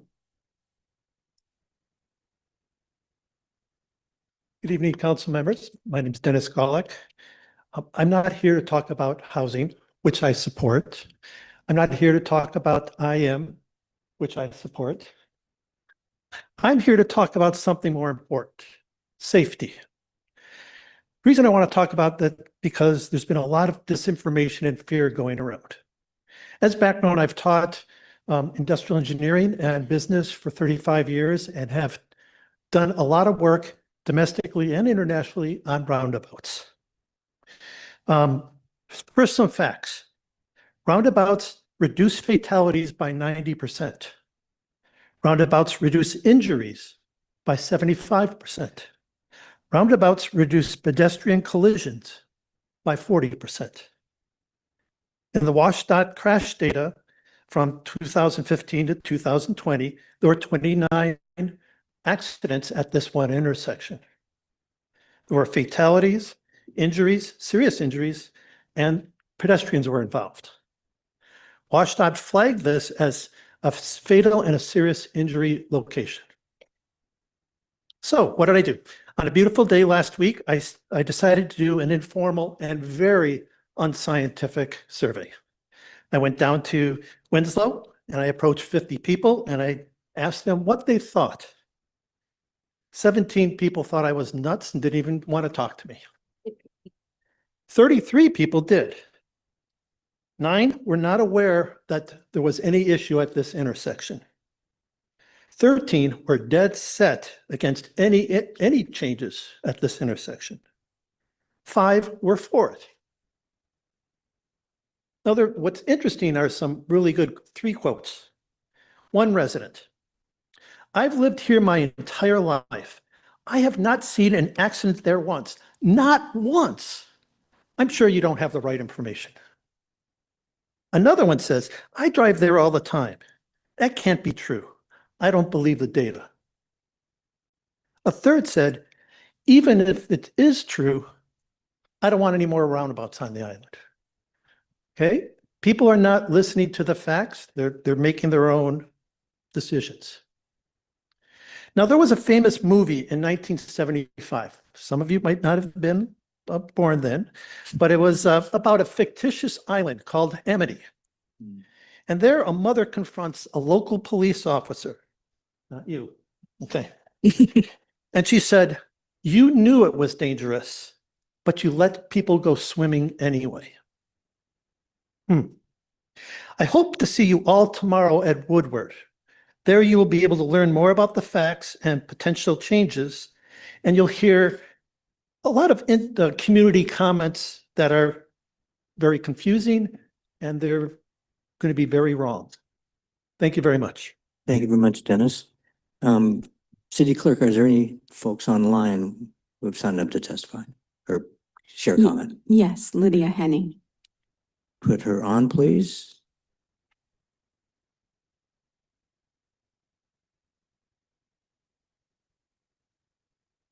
Hello, Lydia. Hi, City Council. My name is Lydia, and I am a resident of Bainbridge Island. I live in downtown Winslow, and I am here virtually to speak in support not just of the 625 project, but of all affordable housing and increased density as you consider the motions that are put forward tonight. I'm currently in the Bay Area in San Francisco, which is why I'm commenting remotely. But because of this, I also think it is a good opportunity for me to share some perspective about other cities and towns in California, similar to Bainbridge, ones that have abundant natural beauty and largely progressive politics, but that also have restrictive zoning and growing economic inequality, which have culminated in a housing crisis. Last fall in California, SB 79 was passed, which is a bill that mandates high-density housing around public transit stops. What's unique about this mandate is that it overrides local zoning laws in 8 urban counties, meaning that cities won't have the ability to block housing development that happens near public transit stops. This is because local cities have had such a resistance to building more housing, not unlike the opposition to affordable housing on Bainbridge. And because the result of the lack of sufficient and affordable housing in California has been such a high cost of living and widening economic and racial inequality. SB 79 will help California as a state build multifamily homes near transit centers, reduce climate pollution from traffic, and begin to address the severe housing shortage. The legal and legislative context is different in Washington, but there are many ways in which the state's placing Bainbridge under selected review mirrors this movement from the state of California to override city zoning. I would ask City Council and opponents to 625 to reflect on the ways that we still have the opportunity to build and shape how we want Bainbridge to look, led by the research and work that the Planning Commission has already completed, how we can build affordable housing through increased density and inclusionary zoning, and the possibilities that are currently ahead of us. The truth is that it is not good enough to do the bare minimum or to zone narrowly only for affordable housing. Many of the motions proposed for this evening are presented without genuine consideration for the realities of what is necessary to build affordable housing. Density and inclusive zoning are necessary both for reaching the goals set for us by the state and for the long-term goals of building a welcoming, affordable, and thriving Bainbridge. I'm one of a shrinking number of young adults who lives on Bainbridge. I'm able to live here because I have support from my family and I have had good luck on the rental market. And I also pay 50% of my income on rent. I have worked in Winslow, I have built community here, and I'm really proud to be joining with others who care about the island to envision a future that is sustainable, affordable, and diverse. And I'd finally like to point out that affordable housing underscores issues of accessibility, diversity, and cost of living. So I urge City Council to go beyond the bare minimum and to reach beyond that. Thank you. Thank you, Lydia. Is there anyone in the audience who did not sign up but would like to have a chance to speak? Come forward, please. Thank you, Mr. Mayor. Good evening, council members, city manager, city attorney. Hope you're all doing well tonight. I didn't plan on speaking, and as I sat in the back there, I thought, well, might be a good time to speak. I know you got a lot of speakers coming up, and it's kind of going to make your meeting a lot longer, but I've lived on Bainbridge Island for 60 years now, and I've seen a lot. I remember when I first moved here, for a number of years, it was affordable to everybody. And I don't know about all the supposed racism that was going on. There was some of that, but we had a more diverse community in the 60s and 70s. Had a lot of Japanese Americans, Filipino Americans. I'm an environmentalist. Last time we did our comp plan, I was one of the people advocating for a groundwater management plan. And finally, we are on the verge of having a groundwater management plan. Living on an island that's a sole source aquifer island, we have a limited resources, limited capacity. We're not going to be able to continue building and developing on Bainbridge Island perpetually. But I'm going to surprise everybody with something I have to say, is that I support the idea of affordable workforce housing at 65 Winslow Way West. I don't like the current proposal. I don't like the fact that it's not limited to people who work on the island. I don't like the fact that it's a little bit too large. I would encourage you to start over with that project. Get local employers to actually buy in. Mayor Moriwaki and I had a little exchange about that on Facebook. Some of you might have seen it. He called me what was the word? You called me a troll, something like that.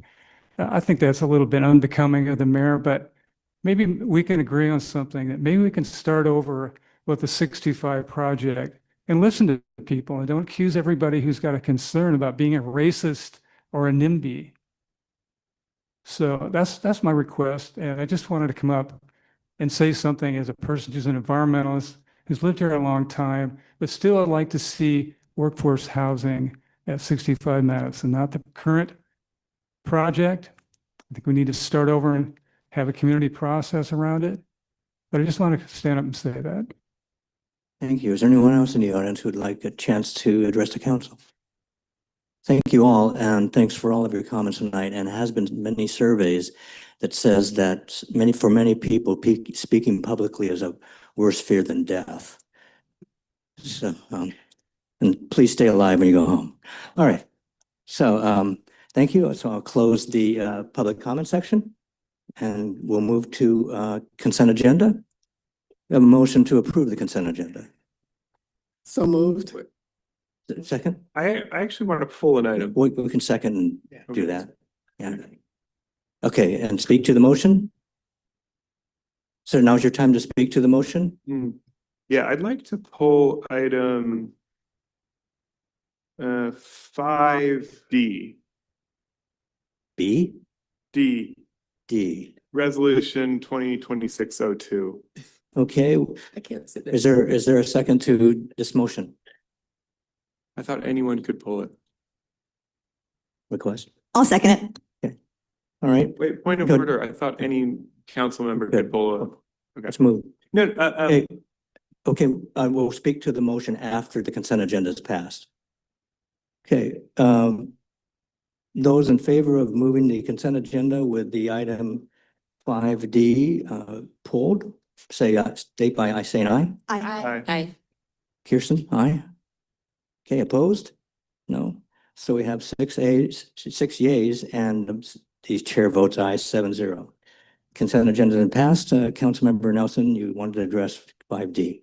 Yes, and it's actually just a small point, which is I want to move to approve the item with one small change, which is on page 32 of Exhibit A, section 6.2.2, in the first bullet point, to strike a consent agenda item and insert an agenda item, because I disagree with the presumption that a solicitation for professional services at $100,000 and above would automatically go on the consent agenda, and rather it would just be a regular agenda item.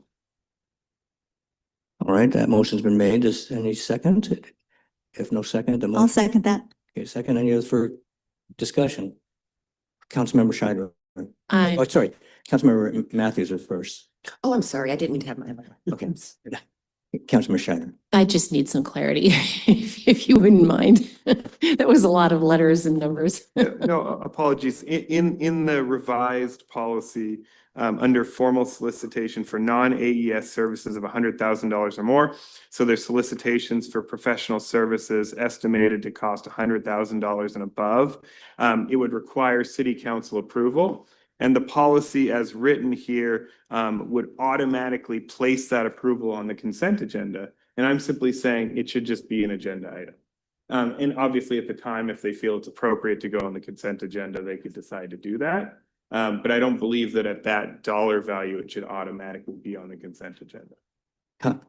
At this moment, I would like the acting city manager to hopefully give some clarity to this issue. We have moved to a practice where items are approved in the budget, such as a procurement for a vehicle or a capital project that is above $100,000. Those items are typically placed on the consent agenda so that council can see, the community can see that those items are moving forward. They've been previously approved through the budget, and we do put them on the regular business calendar if they either exceed the approved budget or there is a change to the original plan. But for items proceeding as planned, we put them on the consent agenda, and that's part of the effort to keep your meetings moving as swiftly as they can. And of course, you can pull it if you want to, if there's an item of particular concern. We also have really been working hard to put a lot of information in the agenda items on the consent agenda. So hopefully you'll have the information you need to make a decision. Okay, Councilmember Brownlee Johnson, and then Deputy Mayor Hytopoulos. Yeah, so what I understand is that these are items that have been previously approved by the budget, and we're putting them on the agenda so that we can see them. But we don't have to approve them in our regular meetings. So it doesn't bog us down with every procurement item that's happening. That's the intention. Yes, they're included in the budget and then brought to you when we get to that project or purchase. Deputy Mayor Hytopoulos. Yeah, I think Councilmember Vantoy Johnson has reiterated what I think this is, and that in fact, this sounds like it's a move towards more transparency, which is a good thing. So I appreciate the sentiment behind Councilmember Nelson's questions. We want transparency, and we want to put things on the main agenda as much as possible, as much as appropriate. But I think this is a case where I would support the move towards towards this. Thank you. Just for clarity, you're in favor of the motion being addressed or keeping it back? I will be voting yes for the consent agenda item. Thank you very much. Councilmember Lant. I just appreciate the clarity of the explanation. I think part of this discussion is just to bring items forward for the folks that aren't actually paying attention to the budget or this, any of the projects that are ongoing. This is just, we might know what's going on, but you might not. So this is for all of us and for clarity. So I appreciate the motion. Thank you. So we have the motion, and I will speak to that. These are items, again, as Councilmember Franklin Johnson clarified, these are pre-approved budgetary items. Some of often are vehicles, and in some cases do it quickly because we have a policy to try to replace our fleet with electric vehicles, and they're very, very hard in demand. And when they're available, the city procurement would like to take advantage of that sale, and so get it passed soon so they can have that appreciated. As an example of some of these consent agenda items. Councilmember Scheider. Yes, thank you. And I would also say that the previous city manager would always highlight these items for me personally, because our one-on-one came before the agenda was published. So, assuming that is something going forward where it's nice to be able to have that quick back and forth with the city manager about something like this, I think that the current procedure is just fine, keeping it on the consent agenda. Thanks. And Councilmember Franklin Johnson. I want to do the motion. No, the motion, there's one motion on the floor. So all in favor of the motion of having it taken off the consent agenda? Say aye. Can I speak to it real quick? Is that okay, Mayor? I just wanted to say I appreciate the question. I think it is good just to have this discussion in public. So now folks are clear, and now you can go on and make the motion. Mayor, I'm going to withdraw the motion Very because good. I actually feel very satisfied with the acting city manager's explanation. Thank you. I'm pleased to see that those are things that were already approved on the budget. So I will move to approve the item as presented. Is there a second to the motion? A second. Councilmember Franklin Johnson seconds. All in favor of the motion, say aye. Aye. Aye. Opposed? Council votes 6-0, chair votes aye. That is 7-0. Thank you for your discussion. Back to the city manager. I'll turn this over to you. Thank you, Council. I just have two quick items I'd like to highlight for you. One is that our climate manager has recently published the 2025 annual report for the Climate Action Plan. It has been posted to the website. And so I encourage you to take a look at this. I'm also happy to let you know that we'll be distributing this to the public. Laura Reeser, our climate manager, is actively working with the public right now on the 2020, on the update of the 5-year update to our climate action plan. But this report gives us a chance to look at how we've done so far. There's some great reporting on targets and key data points. And then also gives us a summary of key activities for both community-wide and municipal actions. Laura will be coming to us in just a couple of months to report on the greenhouse gas inventory update and also give you an update on this climate action plan. So that's one item. And then I just have a couple of slides to show you about the Head of the Bay project. Wanted to take a quick look at the if you can go to the next one. Thank you. So as you've probably heard or driven through, we have a signalized portion of Eagle Harbor Drive on Wyatt Way. And I just wanted to put this up on the screen for the public in case they hadn't seen this. We've shared this through our city highlight. And starting today and through March 20th, there's 24-hour one-lane access on this portion of the road.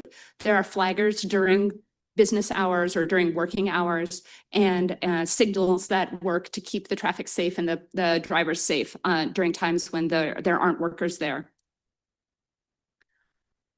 And then this is just another way to look at it and to show you where the signage is. We are encouraging drivers who can to take another route.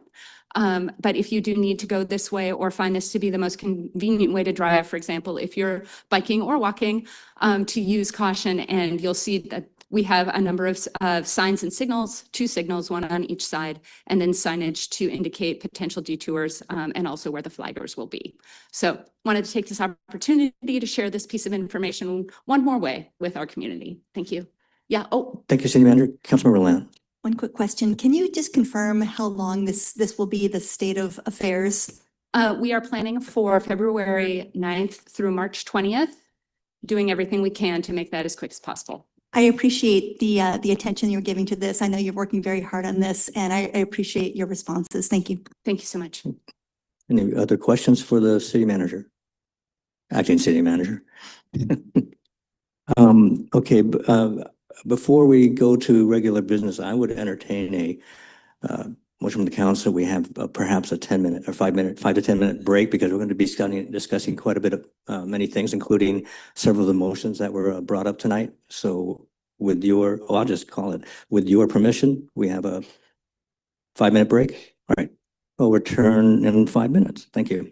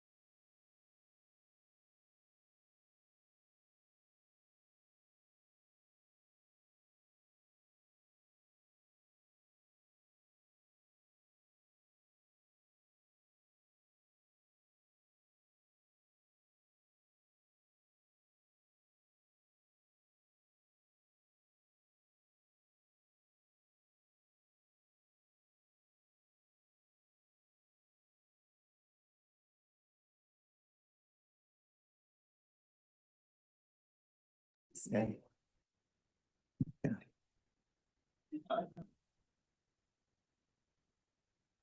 Okay.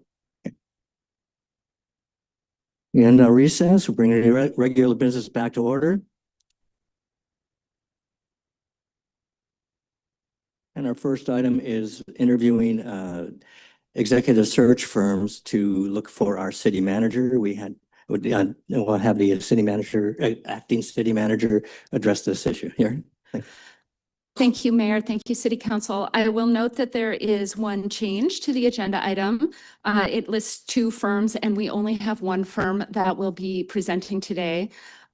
So they will be making a presentation of roughly 15 minutes, and then there will be roughly 15 minutes for you to ask questions.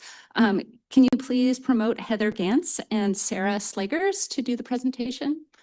This is the presentation for a firm to do executive recruitment for the city as we search for an ongoing city manager. Thanks to Sarah and Heather. Thank you very much. This is Mayor Clarence Moriwaki. I want you to please go ahead and introduce yourself, and you have your 15 minutes. Great. Thank you so much for having us this evening. My name is Heather Gantz, and I'm a senior manager with Raftelis. I have been recruiting in the local government space for close to 20 years now, located in the Pacific Northwest. I work out of Portland, Oregon. I'm going to turn it over to my colleague, Sarah, to introduce herself quickly as well. Thank you, Heather, and thank you, Mayor and Council. It's a pleasure to be here with you all virtually this evening. My name is Sarah Slegers. I'm a manager at Raftelis in our executive recruitment practice group. I'm based in Southern California, but do a lot of work up and down the West Coast. We want to take the opportunity to share just some additional information with you about our process, and then happy to answer questions that you may have for both Sarah and myself. I think it's important to highlight that this is a true partnership with you. Each organization, each community that we work with has its own unique needs, its own unique preferences. The communities are different, the staffing is different, and we really do take the time to learn the uniquenesses to your community, the specific wants that you have for a new leader coming into the organization, spending time getting to know you so that we can effectively recruit the right person for you as an organization, for your staff as an organization, and of course for your community to help support the staff that ultimately executes on your council goals. There's numerous steps that go into that, of course, and I'm sure we'll get into that as we navigate through our conversation tonight. But I do want to highlight and iterate that this is a genuine partnership. While Sarah and I have tried and true methods that have worked over the years, I would say no 2 searches are the same. There's always uniquenesses, there's always differences and subtleties. There is a certain framework that we like to follow, but we definitely want to do that in collaboration and in partnership with you so that we can identify the right person for your next city manager position. Sarah, I'd like to welcome you to highlight a few things as well. Sure, absolutely. So our process, as Heather mentioned, does follow a framework that we like to offer various points throughout to customize, again, to Heather's point, based on your community's needs. So our first step is really spending some intentional time with you as the governing body, with the staff, potentially with external stakeholders, the community as well, to make sure we're developing a candidate profile that reflects your wants and needs for your next city manager.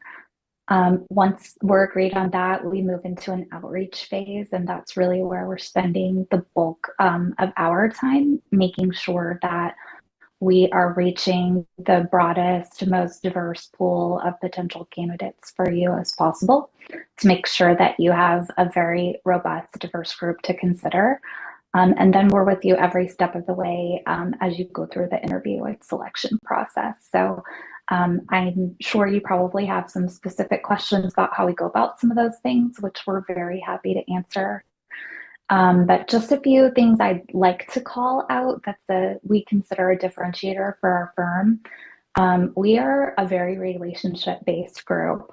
We're like that with our clients, and we are like that with candidates. So we like to offer a human touch. You will not see us proposing one-way video interviews or tests or anything like that. We just really like to spend time talking to folks, getting to know folks, making sure we understand the technical and professional background that you'd like to see in a candidate pool, but also the leadership style, the communication style, their values, what kind of workplace they feel that they thrive in. We just find those details really lead to a much better outcome at the end of the search. Sarah, thank you. We would love to open it up to a dialogue and answer questions that you have. We find that it's wonderful to just have a good back and forth conversation so that we can answer your questions specifically and give you the information that you need to make an informed decision this evening. All right, so that adds an additional 10 minutes to our 15. We don't have to use all 25 minutes. I'm just saying that you can. And if I may, I can just ask the first question and then move it down the line. Just that'll be easy. So, hey, thanks for your presentation. And what I heard in your comments was that you have community outreach or something to then determine what kind of job description it would be, or did I hear that incorrectly? No, you did hear that correctly. As a part of our process, not only will we meet with you all individually as a group, we will meet with staff and your leadership team. We will also do some outreach into the community through a survey to understand what it is that your community is looking for in a city manager. We will pull all of that information together, share the results with you so that you understand what your community's expectations are as you take that into consideration. And we look for common themes and consistencies through our conversations. So hoping that there are values, alignments, and things that we're hearing repeat over and over again. They might be said in a different way, but there's themes that are there. We look for those.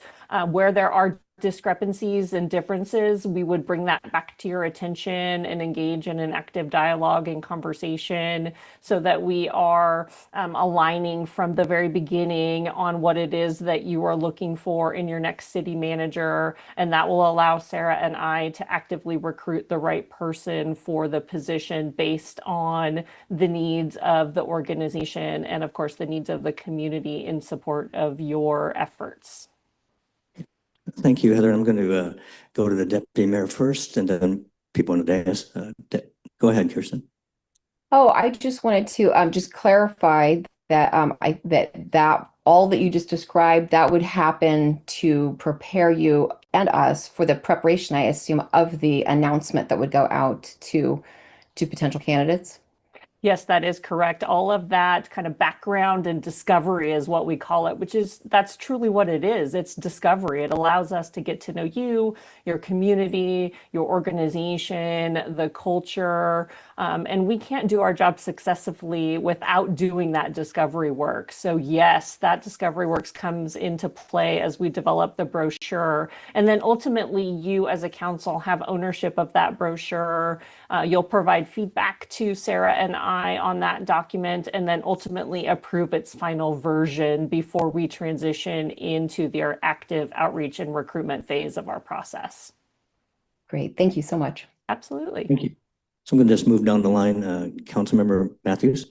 Thanks, Mayor. And thank you both so much for being here with us this evening. I was just wondering if you could think of a particular success story with a placement, as well as maybe a time that a placement didn't work and what you might have learned from that experience.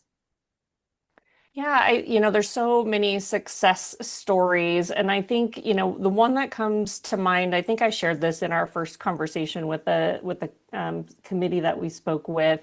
But Boulder, Colorado is a unique community. They are, I like to call the community active, engaged. They are passionate community members. They have a wonderful council and a wonderful staff, and we've done some great work with them over the years, and we were retained by them to do their city manager recruitment. And as you can imagine, it was a involved process. We had numerous town halls. The current city manager went through over 17 interviews. It was during COVID, so they were all virtual. There were so many nuances and subtleties through that process. And I'm so happy to have been involved in it, because we did find this wonderful city manager who is a great addition to the organization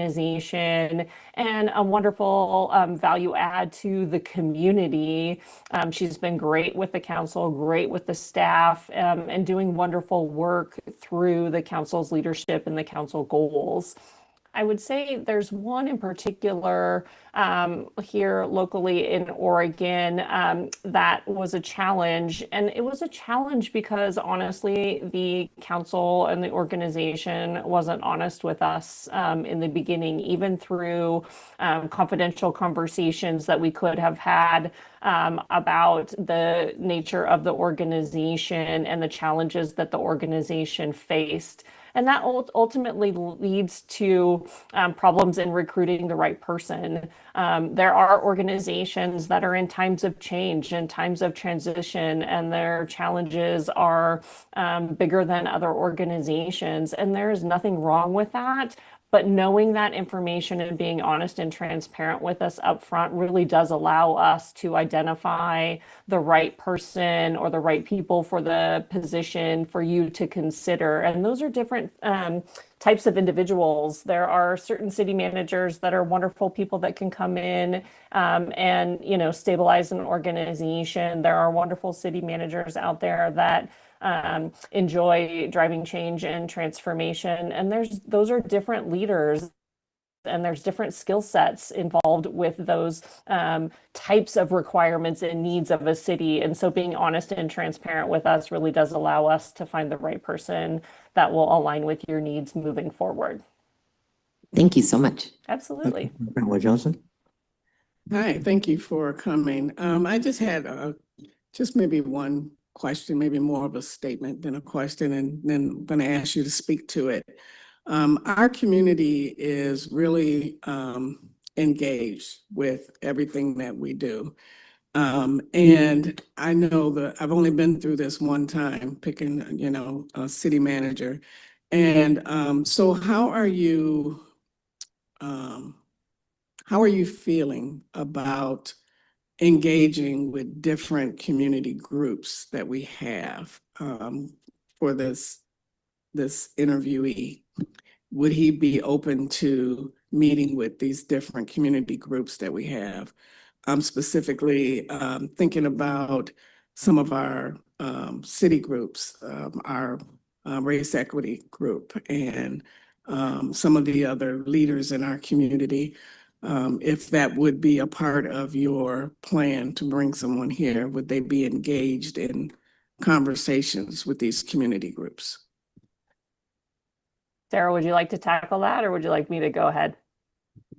Sure. I'll just add that that is a point on which we want to work with you to design the interview process that works best for you as a governing body and your community. I'm going to let Heather speak to specific examples because I know she's done this in a number of different ways for a number of other communities that do have very engaged residents, but we have a number of different ways we can do this for you. We're not strangers to it. We welcome it. Kind of to the point Heather just made previously, to have a successful placement, we need both the candidate and the community to feel like it's a good match. And part of that is having that dialogue. from an interview standpoint, including community members, there's so many different options and ways to do it. We can do an interview panel that is comprised of community stakeholders or partner organizations that do a lot of work with the community. We can certainly do a moderated forum. We've done that successfully in numerous communities where we have the candidates answer questions through a moderator and then open it up to opportunities for a little bit more of a meet and greet session as well. As I said, there are a variety of different options, and until we really kind of get to know you and go through that discovery phase and understand where those opportunities may be, then we can suggest ideas and formats and frameworks that have worked well in the past, depending upon what you ultimately want to get out of the involvement from your community. Thank you. Absolutely. Nelson, would you like to ask a question? Yeah, actually, Councilmember Fontroy Johnson really touched exactly on that, because I was going to ask you to describe the sort of extent of community engagement throughout the process. But what I'm hearing from you is that it's a sort of customized solution based off of the community. And I guess what factors do you look at in designing that process? And then you mentioned a survey. How's that conducted? What kind of sample size? And then what else? You kind of answered it a bit, but what else you might do?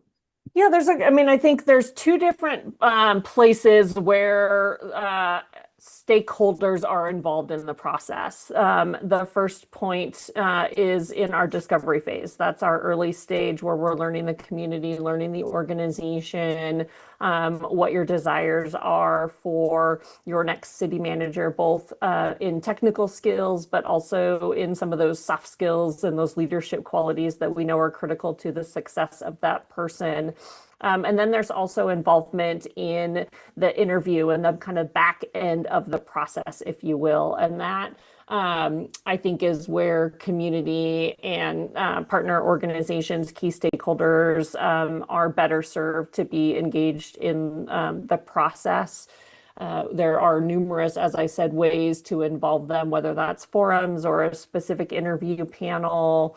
There's community tours, and you can actively engage partners in those spaces as well. Part of that would come in our conversations with you as a council, in understanding, how your community best, and we're going to rely on your knowledge and your expertise and the staff's knowledge to help us understand where those opportunities may be, what your community is used to, expectations that they've seen from you in the past, so that we can help design that process in a way that really truly meets the needs of your community. No, I appreciate that. And I think as Councilmember Fontroy Johnson pointed out, we're a very engaged community, right? So I think we definitely want to see more of this, right? I think as much community engagement as possible is what I would advocate for. So thank you. Councilmember Lamb, would you like to ask a question? Yes, thanks, Mayor. Hi, Heather. Hi, Sarah. I appreciate your coming out here and telling us what you do and how you do it. I'll echo the last two council members to say that, our community is very engaged. There's topics that are happening in our community right now that have brought all kinds of different viewpoints together that city manager is going to have to kind of figure out how to bring together. One of our last election cycle, hiring a new city manager was a topic of discussion for new council candidates. Many stakeholders want to be part of this. I mean, even tonight, there was like over 14 city employees who are sitting in the audience. Many are still here. They want to be engaged in this process, as well as many other stakeholders who are not uniquely identified by the groups they belong to, which are bigger public groups, And in the past, our city has had different managers. Some have had a very open door approach. Others have had a very top-down approach. All of these approaches have worked differently, and there's been benefits to all of those. How do you pull your candidate pool together to approach this kind of a group when we want it all and we want you to make it work? What are you doing? We often chuckle when we engage in these processes because all of our clients are looking for the rainbow unicorn, right? Everybody is looking for the rainbow unicorn, and our job is to. We know that rainbow unicorns don't exist, and our job is to check as many boxes as we possibly can. Based on our conversations with you, what it is that you're looking for. Part of that conversation and part of the recruitment brochure would include a list of priorities, first year goals. We could even extend it beyond the first year, depending upon some of those things that you want this person to accomplish. And I think that is a key component to our recruitment efforts. It really does give candidates a good understanding of, not only the position and the role, but really what are the priorities for the community, for the organization. And I believe that, I think Sarah mentioned this earlier, our job is to support you through this process. And it's also, honestly, to give the candidate a really wonderful experience. And that starts with honesty and transparency in what it is that you're looking for, where your challenges are, where the opportunities are. I believe strongly in being as honest with candidates as we can be, so that they don't, they will always look at me and say, I knew exactly what I was walking into, good, bad, or indifferent, right? And that they know that where their opportunities are in front of them, where those challenges are in front of them, I don't ever want them to be surprised. And there are the right people out there for the right positions. And it's a matter of us knowing where those opportunities are so that we can share them with candidates and we can find ultimately the right alignment for you and the organization and the community moving forward, and somebody that's ready to tackle those challenges, whatever they may be. Thank you. You're welcome. Councilmember Chandler, do you have a question? Yes, thank you, Mayor.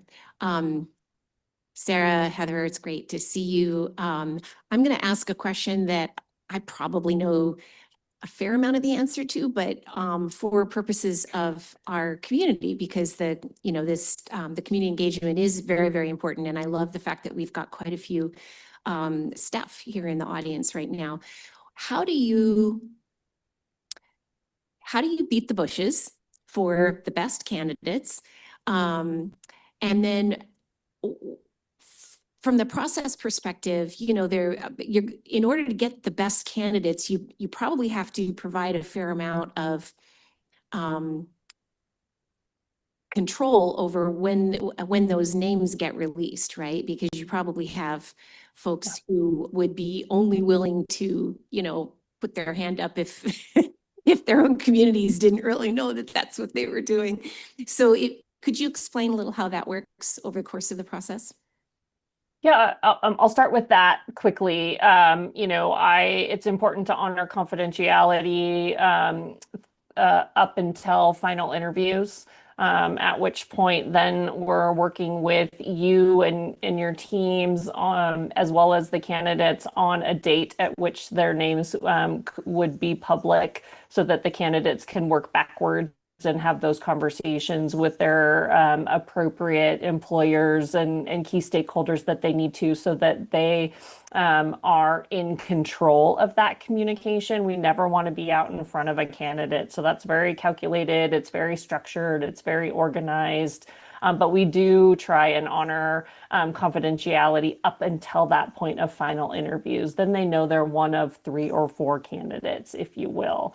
And then in terms of, finding the right candidates in the right places, of course, we have a database full of candidates. We all have our own networks and that we leverage and utilize. We are also doing new research all the time. Each community is different. I said that in the beginning of our conversation. Each community has its own uniquenesses. So in addition to our existing database, we're always always doing new research and new outreach. And our outreach is really referral driven. So we're constantly sharing opportunities, asking for referrals. Who do those people that we trust and engage with, who else do they know for these opportunities? If they may not be interested in them themselves, who else in their networks would they be willing to share the opportunity with their networks to help us just spread the word and make it a more visible opportunity? We're also engaging in wonderful conversations with candidates. I spent my day today talking to people. I have 2 recruitments that I'm doing here in Oregon, one for Clean Water Services as the general manager and another one for the executive director of Work Systems, which is the workforce development regional firm here. And I spent the day just talking to people that were interested in learning more about the opportunity, people that had questions, people that wanted to hear more about the position and what the boards are looking for in those positions. And it's all about sharing information, giving people information to make the right decisions. And that starts even from before they determine they want to apply. It's making sure that they have their questions answered, they know what the organizations are looking for, and that they, just like you, we want you to have the right information to make informed decisions at each phase in the process. And that holds true for the candidates as well. We want them to have the right information to make informed decisions at each phase in the process. And, that starts with them determining, do I even want to apply for this? Thank you. Did I answer all of your questions? I think there were a couple of them in there, so I just want to make sure I touched on everything. Yeah, thank you, Heather. We're approaching the half-hour mark, probably 5 more minutes at the best. So I would open up to my colleagues if there are any final questions you would like to ask, or they can wrap up their interview. Councilmember Nelson? Just to follow up on, you said it was the Oregon community where you had trouble because you felt that they weren't quite honest with you.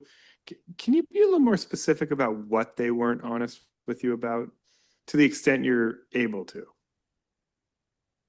There were internal challenges that we weren't, organizational challenges that we weren't aware of. There were some political dynamics that were uncovered in the early stages of the process. I don't want to go into too much detail, but challenges that were not shared with us in order to be transparent with potential candidates.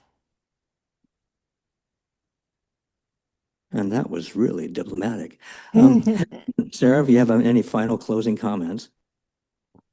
I'll just say thank you all so much for your time. And Heather and I actually joined for most of your public comment period. So we definitely got a preview into the passion that the community has for the organization, for the island. So it's been great getting to know your community a little bit better. And thank you again for your time this evening. And after that, you still want to apply for this, right? Thank you. Thank you very much. Thank you so much for having us this evening. Really appreciate you taking the time to talk to us.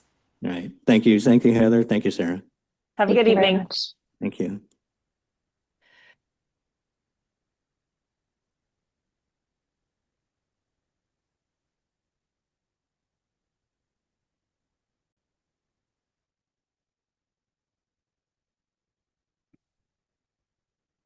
We were thinking of having 2 firms, but the last firm, Bob Murphy, pulled out. So we've had it full. Everyone's had that chance to ask their questions on their minds. And so this is up to the council. What's the council's pleasure? I was going to make the motion. I move to select Raftelis for city manager recruitment process and authorize the acting city manager to sign the contract. Second. Moved and seconded. I will give the second to Councilmember Mathews. Okay. So I'll call the question. All in favor of the motion, say aye. Oh, there's a question. Oh, I'm sorry. Yeah. Oh, Kirsten, please. Sorry. I just wanted to give my endorsement to this forum as not just, hey, they were the only one that showed up. I think the subcommittee, they made it to our finals when we were doing our careful work. I have thought that they were amazing from the beginning. And so I just want to be really clear to the community and the council that I I fully endorse this firm and I'm excited about working with them. Councilmember Nelson, sorry. Yeah, I just wanted to clarify, did the other firm pull out of the running entirely? Ah, okay. Yeah, Very and, good. Yeah. Well, Wait. yeah, okay, that's good to know. I think I will ultimately be supportive, but I would be remiss if I didn't sort of, at least in my view, I did feel that they're sort of, I felt like they were being a little accusatory towards this Oregon community. I'm not sure, I didn't feel great about that description of it, but I think everything else I heard was very positive. And so I'm able to get over that, but I did feel a little uncomfortable about that. So I'm just going to put that on the record. Any other comments? Councilmember Scheider? So towards that specifically, I guess I would also add that I thought they were really trying to answer the question authentically. And so you kind of put yourself out there, you know, when there's a sort of a negative implication. So I guess I would just give them credit for digging deep to answer the question authentically. Councilmember Mathews? I just wanted to, I sort of drove that by asking the question for about a time that did not work. So I asked them for that negative experience. So I think that led them to try to answer that diplomatically, which might have been difficult. As I mentioned, they were diplomatic. But to their point, we of course don't know which city or what happened, but it appears to me, at least by the interpretation I'm hearing, that this person was brought in and then there were dynamics and other things that he did not know. So it felt like he got in some traps or some, unexpected things that happened, and he or she may not have considered the job had they known these problems or other issues, and we have no idea what it is. They were incorrect in their promoting their budget. There could be so many different things, but that's on us though. That'll be on us. We have to be as transparent to those candidates saying, this is our city, here's what we're dealing with. And so I think Councilmember Mathews, I think asked a smart question, and I think she gave a very balanced answer. And I would add to my members, I'm sure you looked at it, but the application is in the packet, and it's a very comprehensive application packet. It's about 10 or 12 pages outlining their previous work and their methods. Incredibly professional national firm. Councilmember Scheider. So this is not specific to this particular company, but I'm just remembering back to the last process where, of course, I feel like we were extremely lucky and came out with an amazing candidate and then city manager. That being said, there were times in the process where other candidates dropped out. And so I think we just have to all be sort of preparing ourselves for the fact that,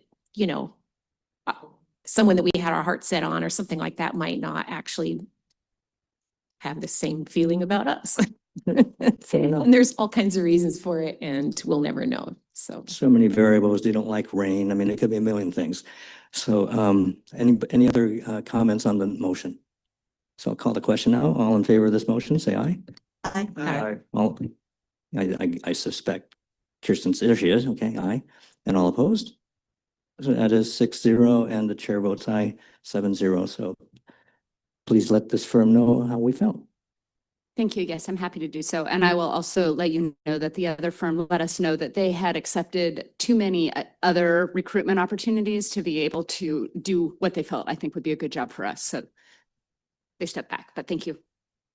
Thank you, Acting City Manager. And now the next motion is we need to create a subcommittee to coordinate with that city manager executive firm.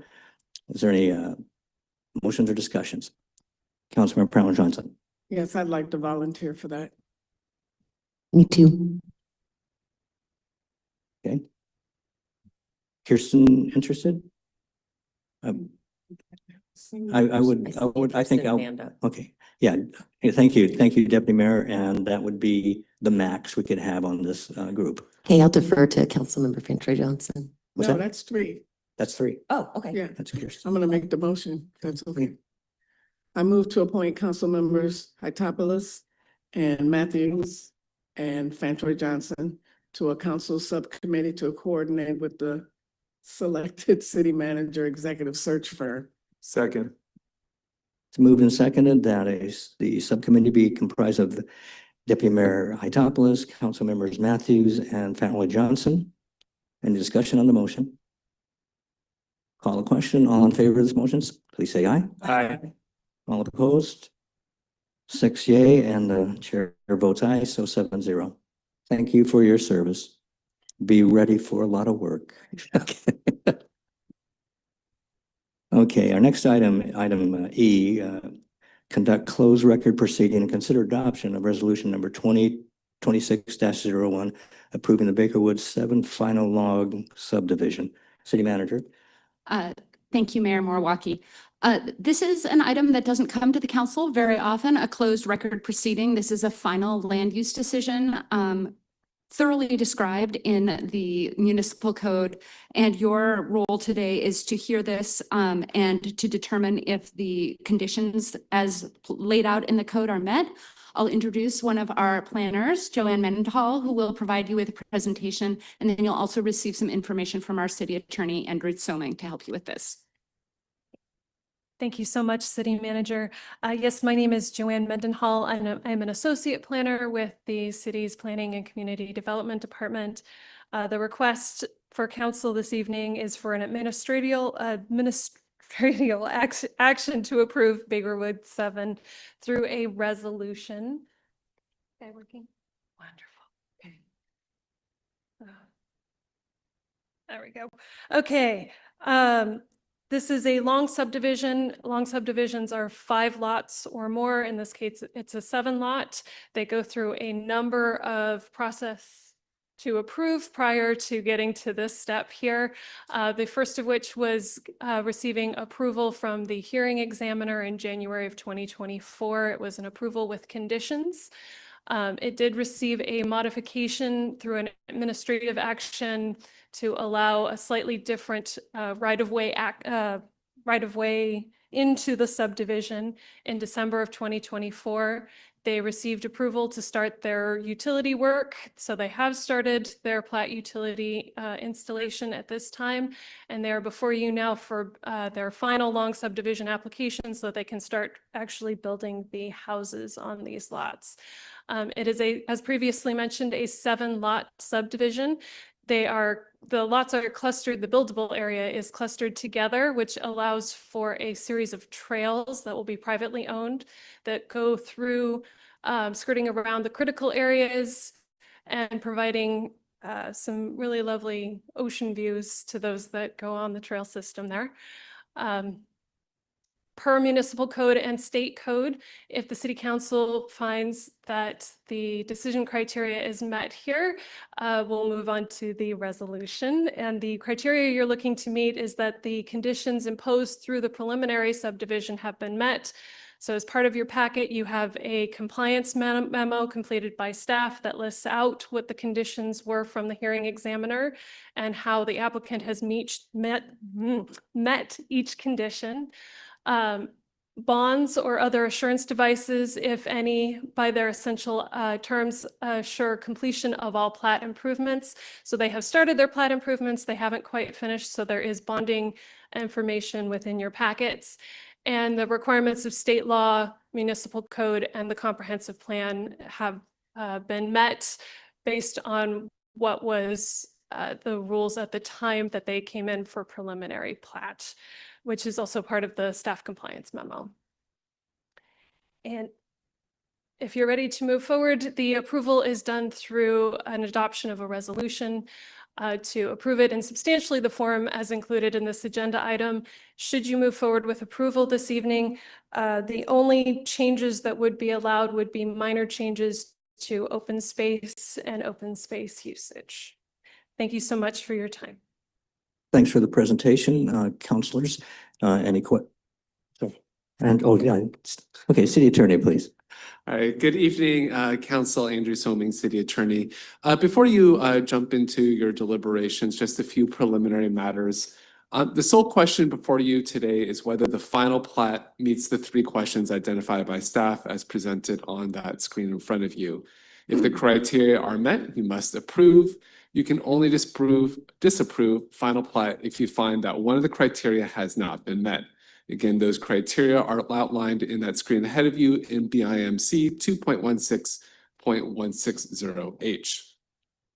This is a closed record proceeding, so that means you are not to take or consider new evidence or testimony, and you are to decide the questions based only on the record before you. Because this matter involves deciding the property rights of individual parties, this hearing is subject to the appearance of fairness doctrine.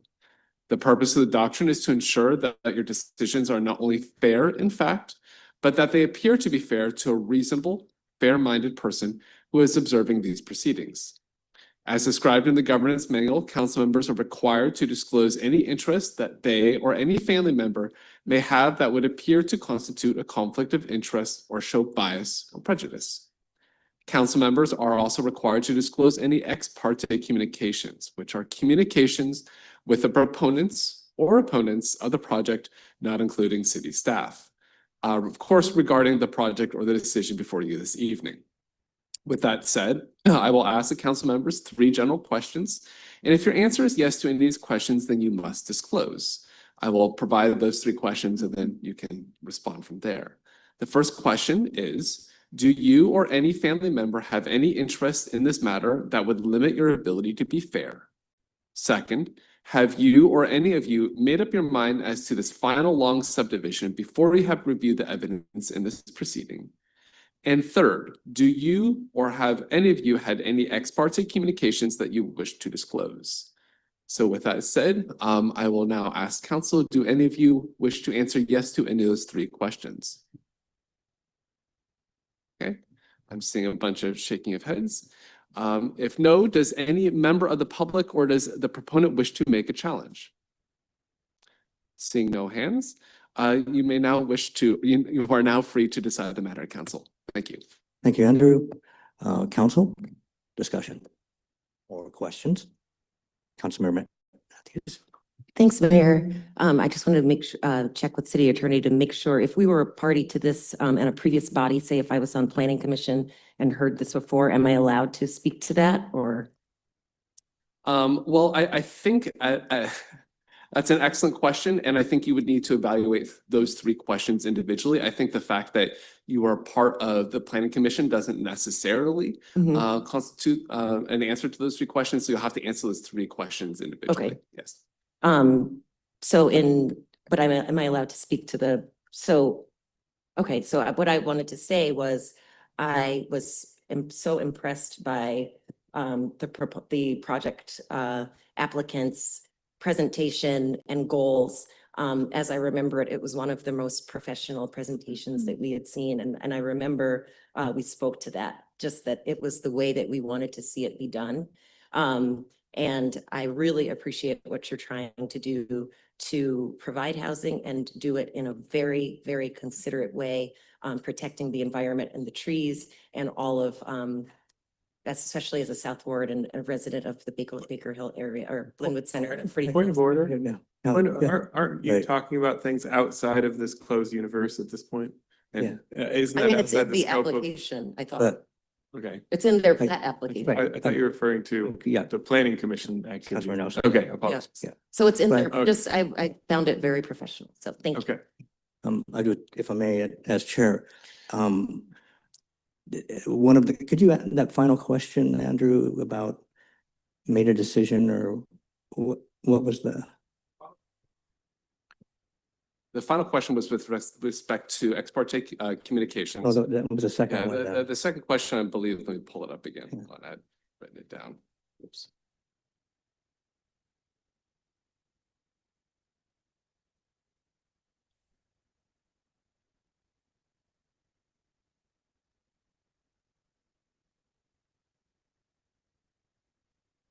Apologize, I'd written it down so that I wouldn't misspeak. No worries. No. No, it's not.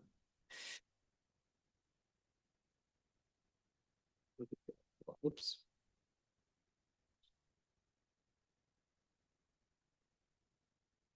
It was.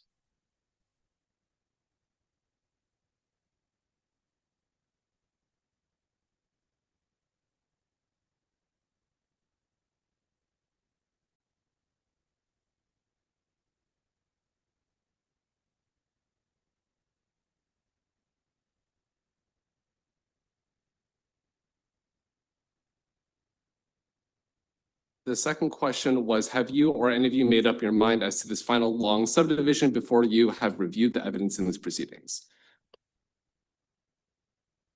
Thank you. Councilor Mathews, you want to address that? It sounds like you had a lot of support for this before looking at these materials. My mind wasn't made up, but I mean, I'm definitely had advanced interaction with the project. I might make a suggestion that you may want to recuse yourself on this motion. Yeah, I agree. Okay, I thank will. you. I mean, I don't agree that I need to, but I think the appearance is close enough. That's why I was asking. That was the city whole. attorney. Yeah. Just even the appearance, right? Yeah, yeah. Thank you. So you have recused yourself and okay, thank you very much. Councilmember Land and then Councilmember Nelson. Thanks, Mayor. I have actually two questions, and I'm hoping that these are in order, not out of order. My first question is, I have a specific question about condition number 12, where it says roadside and perimeter landscape buffers shall be planted if necessary and maintained in perpetuity, Who is deciding whether the shall is a shall or a must or a don't worry about it, and for how long? Oh, it's a shell, and it was reviewed with the building permit applications as they come in for building permit review. They have a tree retention plan, and so review to make sure that those trees are retained and that the screening is properly in place.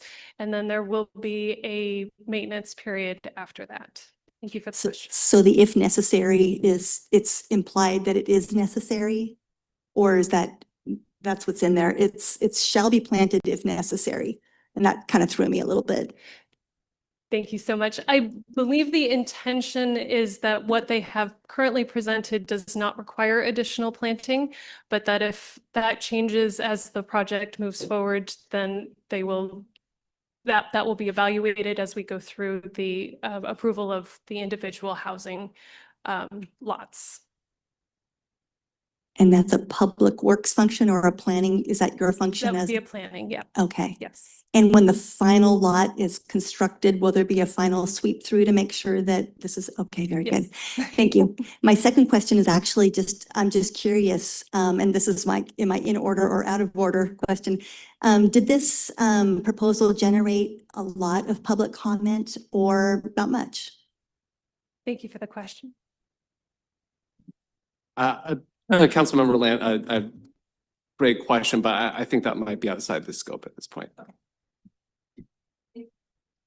Councilman Nelson. Yeah, just real quick, I wanted to get better clarity on how exactly, I'm just going to look it up in here, how exactly you're making sure that after the structure is put in place that the groundwater recharge is the same, right? I found the answer a little bit confusing, and maybe if you could just walk me through that. Absolutely. So per code, what they did is they went through a storm modeling that unfortunately the engineers are usually the ones who can give you the specific details on that, but it's a stormwater modeling that the state provides that the engineers have put together to demonstrate that the groundwater will not be affected based on the installation. Was there any additional infrastructure put in or anything of that nature? Is it just regardless of putting in the structure, it wouldn't affect it? Correct. Okay, thank you. Thank you. Any further questions? Deputy Mayor Itopoulos, any comments or questions? Okay, very good. So discussion's over. Is there action from the council? Yeah.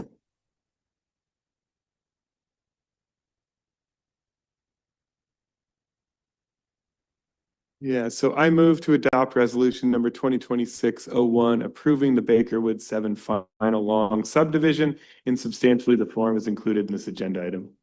I second. Moved by Councilmember Nelson and seconded by Councilmember Brownlow Johnson for this plot move forward. Any discussion? Call the question. All in favor, say aye. Aye. All opposed? That's 6-0 and the chair votes aye, so it passes 7-0. Well, I couldn't vote. Oh, yeah, 6. Oh, sorry. My math was wrong. You're right. Very good. It was 5-0 and then I So used to it, all of us in here. So 5-0, I will amend that statement. And chair votes aye, so it is 6-0. All right, One, right? One abstention. one abstention, yeah. All right. Okay, now we're actually on time. That's crazy. Now we're at providing feedback on Planning Commission's recommendations for the Winslow sub-area plan. All of us have several motions before. Do you want a, should we have a, is a staff recommendation necessary, or we just move into this? Thank you, Council. Yeah, this time on the agenda is reserved for your deliberation. There are, just for the public who may not have had a chance to review the agenda, there are 28 motions that came in from the council, or 27, I guess somebody else counted. So we received nearly 30 motions based on the conversation from last week from 5 of 7 council members. There are some that represent new ideas, others that represent some general guidance to the Planning Commission, and then others that are very detailed in their approach. So I think that overarching guidance that you have provided to date is that the Planning Commission provide you with a preferred alternative for the Winslow sub-area plan and the comprehensive plan by the end of April. So they have through that time to do that work, and then on the schedule that you adopted through the resolution in November, you will have a preferred alternative from the Planning Commission by the end of April, and then May and June for the council review and adoption. Planning Commission is doing heroic work and has passed over 50 motions to start to provide the guidance to staff to develop that preferred alternative. So tonight we look forward to your guidance and hope that you can help us get ready to help you with a comprehensive plan for you to review by the beginning of May. So thank you, and we look forward to your discussion. Thank you, Acting City Manager. And so here's how I'd like to proceed on this. We have 3 people who had 3 amendments or motions, and Councilmember Land had 7, and I think Councilmember Nelson had 10 or 11. So what I want to do is just start one way down the line, just each person come up and pick the motions that you feel are the most important. And please state your original in a motion. And if there's no second, there's no need to carry on, and we'll go to the next person's motion. All right. So I'm going to start at the far end. Councilmember Scheider, if you wish to go first with your motion. So I'm just bringing up one motion. Yeah, and yeah, then well, it'll come around. Yeah, each person one motion, please.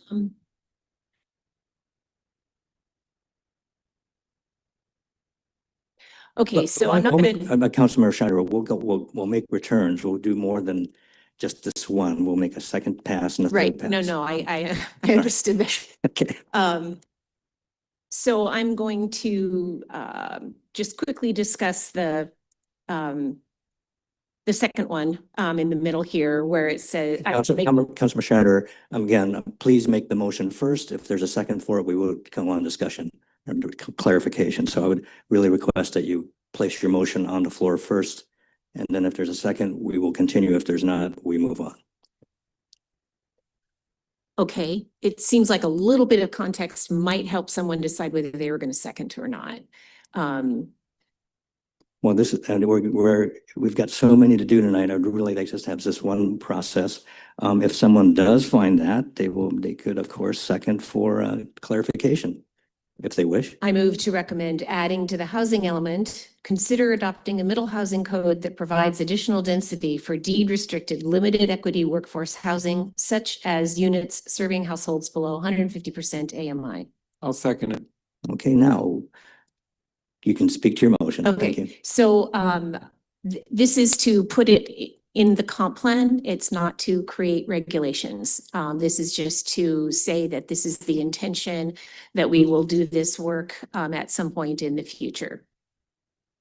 Thank you. Any other? Councilman Nelson. I want to move to amend the motion to strike out additional density and strike out such as units serving households below 150% AMI, make it more general. I want to support that. Is there a second for Councilmember Nelson's motion? I second that. Okay. Further discussion on that? Councilmember Scheider? It doesn't meet the intention that I had for this motion, so I won't support it. Very good. Okay. And any other discussion? I would and that I would agree with Councilmember Scheider. Her initial motion, she worked on it. I would like to let that move forward, but that is discussion. So further discussion, Councilmember Nelson? Okay, your light's on. Your light was on, so I called on you. And Councilmember Scheider, you, okay, very good. Okay, so the motion before us is the amendment that Councilmember Nelson said strike certain language. So would you just repeat that for us, please? Strike additional density and strike such as units serving households below 100 for 50% AML. So it'd say, consider adopting a middle housing code that provides for deed restricted, limited equity workforce housing. Thank you for that clarification. So the amendment to this motion has been stated. Any further discussion? So I'll call for the question. All in favor of Councilmember Nelson's motion? Aye. All opposed? Nay. The count is, Councilmember, I didn't see your hand. Sorry, I didn't count your hand. You were nay? No, you were for the motion. Sorry. Okay. Thank you. Thank you, Deputy Mayor. So the motion is a 3 yea and 3 nay, and the chair votes nay. So it is 4-3. Councilmember Lant, your amendment, please. All right. Thanks. I'm sorry. Point of Don't- order. Don't we then take Oh, up yeah, the original sorry. motion? Forgot the original. Yeah, sorry, bring that up. My bad. Thank you, Councilmember Nelson. Moving along. All right. Do you want me to repeat it as written? We got it. We got it. Okay. And it's been seconded and it's been discussed. So all in favor of Councilmember Scheider's motion, please signify by saying aye. Aye. Those opposed, say nay. Nay. So I have 3 nays of Councilmember Land, Councilmember Nelson, and Deputy Mayor Hytopoulos, and that is 3-3, and the chair votes yay. So it's 4-3. Now, and thank you for keeping me on track there, Councilmember Nelson. Councilmember Land. Thanks, Mayor. All right. I move to direct the city manager to direct staff to restrict zoning district recommendations only to updates that allow and encourage affordable housing development that responds to the housing deficits, noting in table 2-3, which is the existing land capacity to accommodate growth targets. The motion has been mentioned or stated by Councilmember Land, seconded by Councilmember Nelson. Any discussion? All right, if I may speak to it. Please. All right. My position is this, and I believe it's supported possibly by our former consultant, Joe Tovar, who was a former growth management board member. He warned us that something like this would be coming down the line, and here we are now. So this is my position. The requirements for updating the city's comprehensive plans have changed multiple times. The city is overdue in submitting these updates. With the Department of Commerce now partnering in this effort, our priorities need to be realigned. I want to be clear that the commission, that's the Planning Commission, and the staff have been working diligently, and their efforts are appreciated. They are appreciated. This is not a critique of their work, but a recognition that the nature of the work has changed. Given that shift, it's important to focus consultant and staff time on the essential updates first, with additional refinement at a later date. And what this motion does is it directs focus on limiting zoning district recommendations to updates that actually support affordable housing development and respond to the deficits that we've identified in table 2-3. These are measurable targets, and we can anticipate their impacts. Some of the broader Planning Commission recommendations do not give us that clarity, and we don't know exactly what targets we're aiming for or what the outcomes might be. Thank you, Councilmember Nelson. Very good. Any other discussion? I would like to add, I think in the motions, it'd probably be more appropriate that they be sent to the acting city manager to direct staff, not to the Planning Commission. I believe that they've more than done their work, and actually in our resolution, they already gave us their final report. So asking them to do this over, I think would be inappropriate in this motion. Thank you, Mayor. I noticed that in my motion that was published, and I rearranged it in my verbal communication just now. I think you said Planning Commission, not City Manager.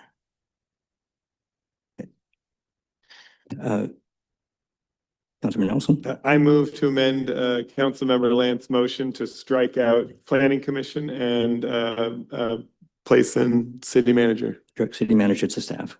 Okay. Is that motion has been seconded? Okay, any discussion on that motion? All in favor of that motion, please say aye. I'm sorry. Okay, you want to jump in? Sorry. Never mind. Okay, the motion was moved and voted. Did everyone vote? No, okay, okay. The motion was there and seconded, and now you have the opportunity if you wish to speak to that. So I am not going to support the motion. I'm thinking of Phaedra Elliott's comments that she made to us earlier. And so for that reason, I'm not going to support them. I'm actually considering withdrawing mine, just to give respect and deference to the Planning Commission and all the work that they have done so far. But sort of, Councilmember Nelson. sort of a point of order. We're only speaking at this point to the motion to amend Yeah, the motion. right. Yeah. Okay, so, well, yeah, you did you jumped ahead, but it's okay, right? Thank you. So we're voting to the amendment to make sure that the motion directs it to acting city manager and staff and instead of planning commission. So that's the essence of the amendment. Any other further discussion on Deputy Mayor Hytopoulos? Okay, I saw your hand up, sorry. Okay, all right. Voting on the amendment, all in favor say aye. Aye. Councilmember, and all in favor say no. No, okay, 4. It's 4-2. I would vote yay because it is the appropriate amendment language. So the vote, the amendment passes 4-3. Now the original amendment, and now we're so confused. Would the council member please repeat it with the amendment stated? I move to direct the city manager to direct staff, is that right? To restrict zoning district recommendations only to updates that allow and encourage affordable housing development that responds to the housing deficits noted in Table 2-3, existing land capacity to accommodate growth targets. And we need a second to the amendment. Oh, that, in the amendment, the second amendment, there's already been amended. That is the restated amendment. All right. Yes, Councilmember Franklin Johnson. I can't support this for the same reason, because it requires work to be redone. And in my opinion, it's the bare minimum. So yeah. Deputy Mayor Hytopoulos? Speak to the motion. Yeah, I just want to, in addition to the fact that actually Councilmember Lant did say it correctly the first time, I think that this is restating basically the direction that the Planning Commission has been given. So previously by this council, and I will be voting for it. Right. Okay. The questions before us. All in favor of the amended motion, say aye. Aye. That is 3. All opposed, say nay. Nay. The vote is 3-3, and the chair votes nay. Councilmember Nelson. Yeah. So I'm trying to think through some of the feedback we've been receiving, right? Would you like us to come back to your motion? Pick No, one of them. I'll make one. I'll make Okay. one. I actually want to make, I move to direct the city manager to direct staff to include in the preferred alternative only those planning commission recommendations that are consistent with resolution 2025-18. Motion's been made. Is there a second? Oh, Deputy Mayor did. Thank you. Motion been made and second. Discussion. Go ahead, Councilman Nelson. Yeah, I continue to believe this is simply saying that potentially some of the planning commission recommendations were outside of the scope of the direction we previously gave. And I think if the concern is that we're overstepping by giving specific direction on specific policies or specific FAR, specific height, that this is really just reiterating the direction we gave at the outset, which was something that Joe Tovar worked very closely on, that staff and consultants and everyone worked very closely on. And it really, I mean, in my view, it really is trying to take the quickest path to reaching legal compliance and then putting everything else past the June deadline. Now, I want to speak to this idea that everyone thinks, oh, you're just doing the bare minimum. No, you're doing the bare minimum right now because we're over a year late on our comp plan. It's getting a comp plan turned in that's legally compliant, and then we can address all these other issues that are before us. The issues don't go away, they don't disappear because we deal with them later. It's saying that we have a serious issue with an incredibly late comp plan, and we're getting bogged down in things that aren't necessary. So it's a bit of a plea to my colleagues to say, let's reiterate that this was the direction that we gave and nothing more. You know, otherwise we might as well repeal the resolution. I'll leave it there. Deputy Mayor Hytopoulos, your hand's up. You're unmuted. I'll support this just because it says what we've already said. I think the problem is with regards to specificity is the Planning Commission struggled for most of the time that they've been wrestling this with the lack of specificity that we sent them.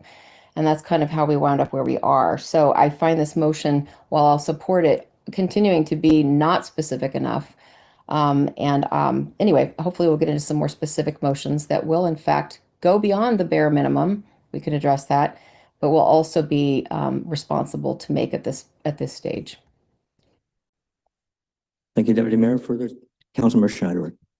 Thank you, Mayor. I won't be supporting it, mostly because I don't believe that there is enough specificity or I do believe that the Planning Commission stayed consistent with Resolution 2025-18. So voting for this wouldn't really help because the outcomes would be in conflict. Thank you. Thank you, Councilmember Schneider. Any other further discussion? Councilmember Land. Just one note that at one point, the Planning Commission was actually discussing which levers they could pull. How many different outcomes could they come up with? And I appreciate that. That's creativity. That's the way we should be planning. But I also think that time is ticking, and the way we're moving right now, none of us are going to get any of the things that we all want before we all get our hands slapped. And we just need to move across the finish line and then go fix the things that aren't perfect. And that's I will be supporting this. Okay. Councilmember Mathews. So I'm not going to be supporting this at this time. I think we need housing now. I keep hearing that word now. And so it's not that we need to do the bare minimum now. We need housing now. And so I think this motion is ambivalent enough that what it does is send to the Planning Commission even more work of trying to decipher what we mean by the motion. And so for that reason, I won't be supporting it. Further discussion, Councilmember Nelson. I'll just briefly clarify that it's directing the city manager and not the Planning Commission, so it wouldn't. Sorry, Councilmember. But other than that, no. Yes. All right, seeing no hands up or lights on, I'm going to call for the question. All in favor of the motion from Councilmember Nelson, please say aye. Aye. Aye. Opposed? Nay. Said 3 ayes from Councilmember Nelson, Councilmember Lant, and Councilmember Hytopoulos. The other 3 were nays. The chair votes nay, so it is 4-3. And Councilmember Fatno Johnson, did you have any motions you would like to forward? Okay, very good. Councilmember Mathews. My motion was, I move to encourage the Planning Commission to, and I used the word encourage very specifically, not direct, to continue their work completing the comprehensive plan while looking at any and all options to achieve our much needed affordable housing and goals of the Housing Action Plan. Councilmember Mathews made a motion. Is there a second? I'll second. Councilmember Schneider seconded. Discussion? Councilmember Schneider. I guess I totally support absolutely the intent of this. So I'm not sure what the outcome would look like. I'm just going to say that, but I'm happy to support it. Deputy Mayor Hytopoulos. I think this puts us in a difficult position because those of us who don't agree with every word of the motion appear to be not agreeing with some very important things, but I can't support it because as the specific motions that I think we should be making would be contrary to any and all options. So I won't be able to support it. Thank you, Deputy Mayor. See no lights. I will ask for the vote. All in favor of Councilmember Mathews' motion, please say aye. Aye. And all opposed to the Councilmember Mathews' motion, please say nay. Nay. It's 3-3, and the chair votes yea, so it's 4-3. And I will just mention that it's really kind of like a hurrah. It's like, hey, we got your back kind of thing. I mean, it's just saying. Okay. Deputy Mayor Hytopoulos. Yeah, well, I probably only have two motions I actually want to make of my three. And if only this motion makes it through in our timeline and our rules tonight or whatever we all agree to, I'm fine with that. But I want to make this motion. I would like to have it put on the screen. I provided to Christine because it's complex, the clerk. And I would like to have the opportunity to read my prepared comments on it because I have a sore throat and I kind of feverish and so forth and just want to be able to. So I hope you'll bear with me after this motion for 2 pages of 14 point. Okay. State the motion, please. I move that given the fact that affordable housing for households below 80% area median income will not be created through inclusionary zoning, the City Council direct the acting city manager to direct city staff to develop a new bonus program throughout the Winslow Sewer Service area for inclusion in the preferred alternative that will allow for additional density of up to 2.5 FAR in the non-residential zones and 100% additional density in the residential zones, and flexibility in development standards for 100% affordable projects that serve an average of no more than 60% area median income. This program would be in place of, not in addition to, pending recommendations for inclusionary zoning. See, there are motions or a second? Second. Councilmember Nelson has seconded. Councilmember Hytopoulos, you wanted to continue discussion. I just want to read my reasons for this, and bear with me. I'm usually fast, but I'm not sure. It's not my preference to offer such a detailed and complex motion, but the issues we are facing are complex and confusing to many people. And so I believe the only way to address them is in a motion is to include this level of detail. Briefly speaking to the motion, this motion provides the basis for the actions it proposes. That basis is that virtually all of our current and projected housing deficit is in housing affordable to below 80% area median income. And inclusionary zoning will not create any measurable number of units at that affordability. For this reason, we must take a different approach to facilitate the development of the units we truly need to meet our goals and comply with HB 1220. And for the public, inclusionary zoning is giving more density to market rate developers in exchange for including a small amount of affordable housing in a project.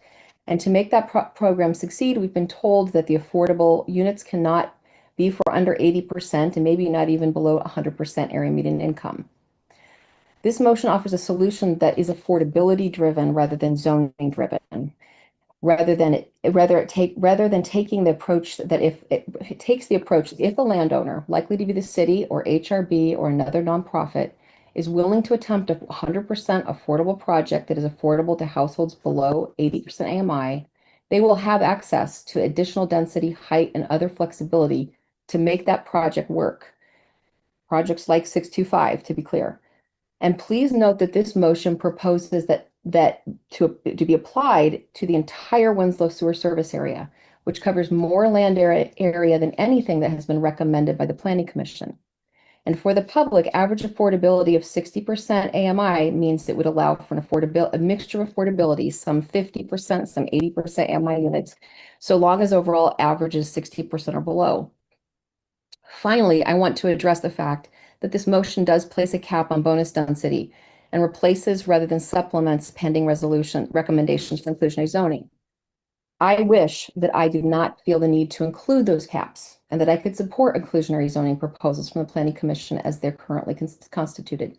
But the fact is that 4.0 FAR and even 3.0 is a Pandora's box that we haven't even begun to analyze, despite council's clear request to do so going back at least 4 years. What we do know is that 625 Winslow Way project at its largest form is under 2.5 FAR. And going beyond that now with a tight timeline of the remaining comp plan process is not responsible when it's not necessary to achieve what we need to achieve with this comp plan update. And we do not understand the impacts. And for the public, and hopefully the mayor will appreciate this, FAR is the floor area ratio, FAR's floor area ratio, and it's a way of describing the maximum cubic space a project may occupy on a parcel. Each unit of FAR is 1 story from lot line to lot line, and so 4 FARs, 4 stories, lot line to lot line. Other development standards like setbacks, height, requirements for amenities like plazas and pedestrian connections further restrict how that density can be sited on a property. And that is why those additional regulations need to be ready at the same time as granting such substantial increases in FAR. Only a couple paragraphs. As a last but very important comment, I want to say that I'm absolutely in favor of considering more density and more height for affordable projects than these caps when they can be brought forward to us with a full analysis of the impacts and well thought out new development standards to address impacts and a clear plan for funding the infrastructure we need, in particular sewer service. I would support a motion today calling for inclusion in the comp plan of a commitment to doing that work.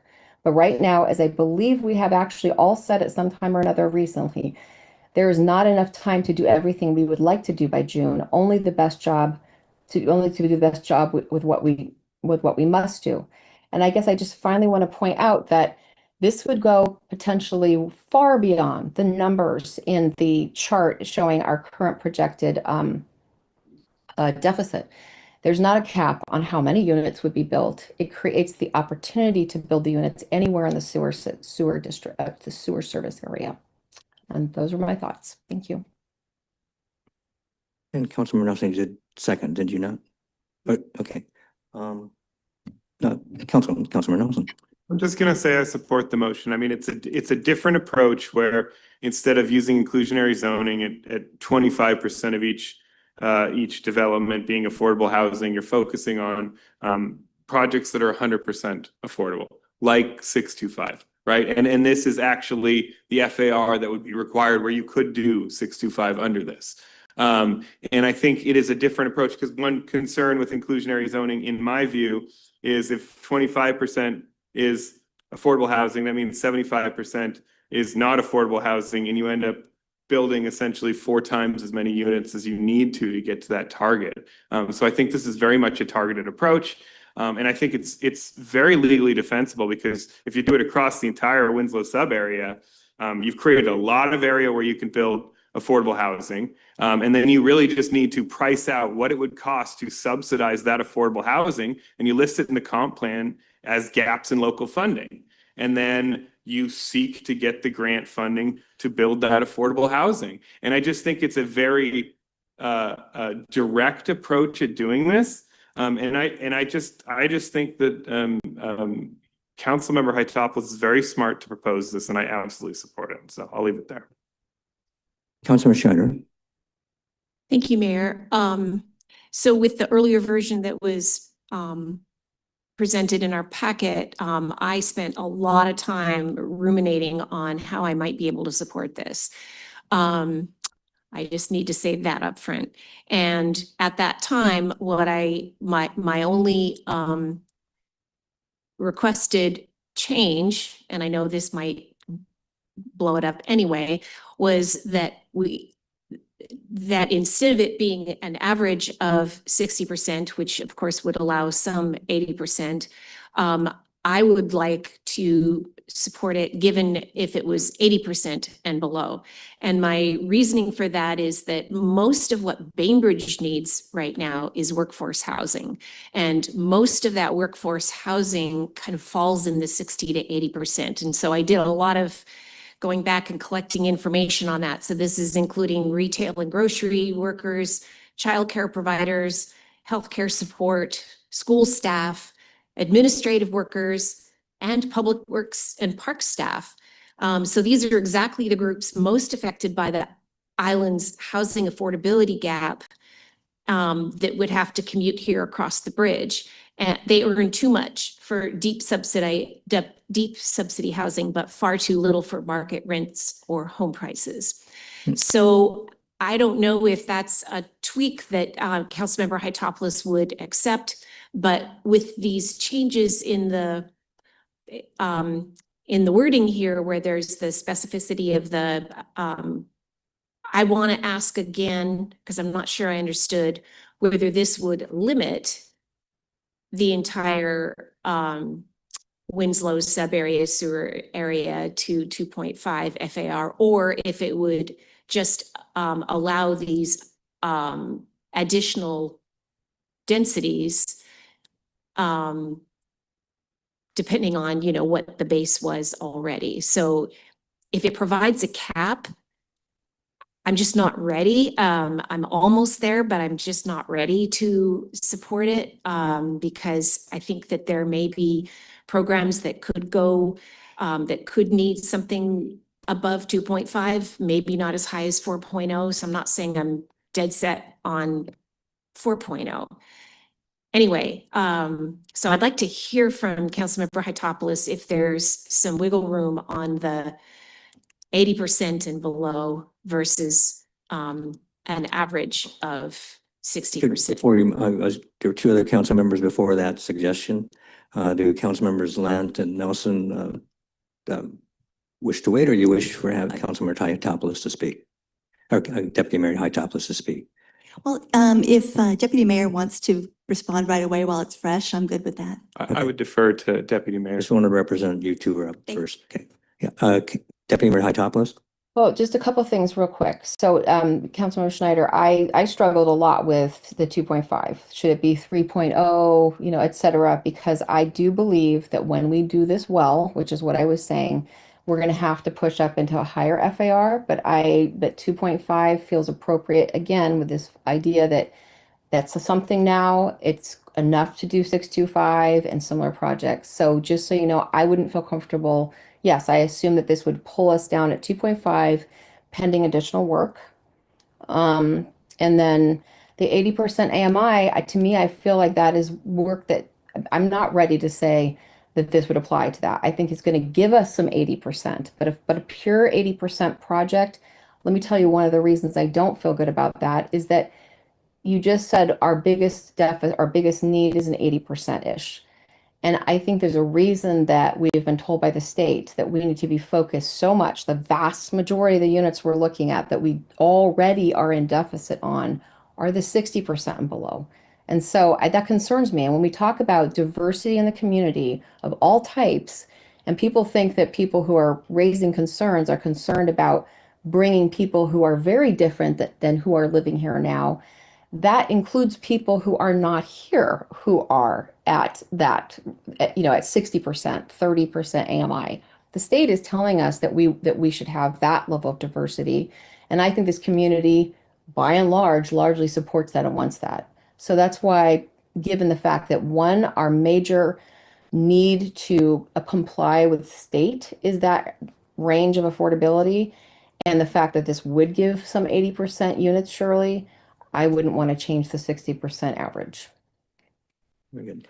Councilmember Lant and Councilmember Nelson, then Councilmember Schneider. Thanks, Mayor. I agree with keeping the 60% as the average because I understand that the needs on the island are maybe not at 60%. Maybe there's more of a need at the 80% and above. But to be in compliance with HB 1220, we have got to figure out, if we don't do it like this, where are these numbers coming from? Where are we going to accommodate the AMI that's below 80%? And I appreciate Housing Resources Bainbridge saying that they don't support some of the motions that are coming in front of us today because they see the need of the island as residents who are trying to find a place to stay that is 80% or lots above 80%. And I appreciate that. But compliance and the regulations that are before us today don't give us the option to say, yeah, but we have more of a need here. The state came back and told us We have to plan for it. We've got to figure this out. So we've got to figure out if we don't do it, where is this number coming from? Where is the 60% or the 80% or where are these numbers ever going to fit in if we just don't put it out here right now? Councilmember Nelson? Yeah, I actually just want to express deep appreciation for Councilmember Schneider's thoughts on this, actually. And I just feel like there could be a compromise in here, because I actually would potentially support what Councilmember Schneider's talking about, where if you maybe potentially have no cap or a higher cap on the FAR, and maybe it just says on projects that are for 80% AMI and below, you're saying we're upzoning for projects that are 100% affordable across the Winslow sub-area.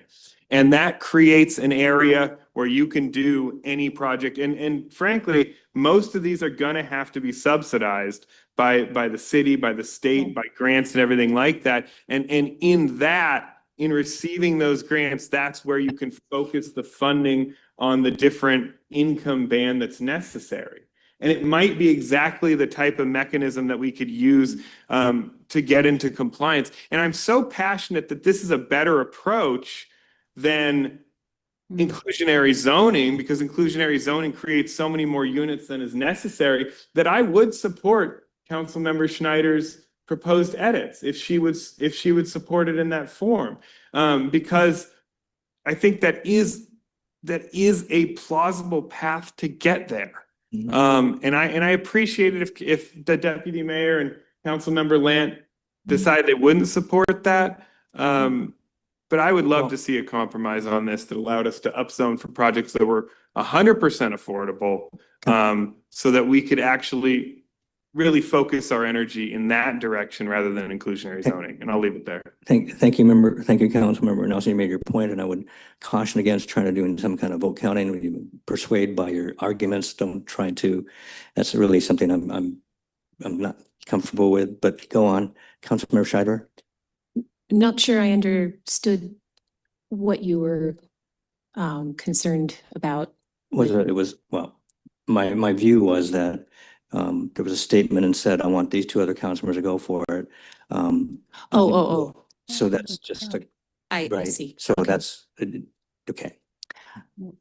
So if I could just comment again, one of the reasons why this, I would like to see 80% and below as being the cap here is because the 60% and below is really going for funding that is not in competition with the 80% and below. If you, because the 60% and below is supported by the low-income housing tax credits and the Washington State Housing Trust Fund. Now, of course, the average for the low-income housing tax credit, you can get some 80%. But my sense is that by saying that it could be 80% and below, you're actually targeting a whole different possibility of creativity for affordable housing, smaller projects, various kinds of subsidies coming from places that we don't often acknowledge. I mean, the city could partner with market rate developers to potentially get housing that was done at no cost, like like what was here over at the Oliver. So I don't feel that the two targets, the two ranges are in competition with each other. Then the other thing that I like about this, if I understand it correctly, is that it's a blanket way of saying, if you've got affordable housing plans, 100%, this is what we got for you, right? By saying that, I'm not saying that I wouldn't additionally someplace else encourage, inclusionary zoning, right? So this is just saying blanket, we need 100% affordable. If you're going to give it to us, we're going to work with you. So I'm really torn about the 2.5 FAR. I'm thinking I will support it if there is an accommodation for the 80%.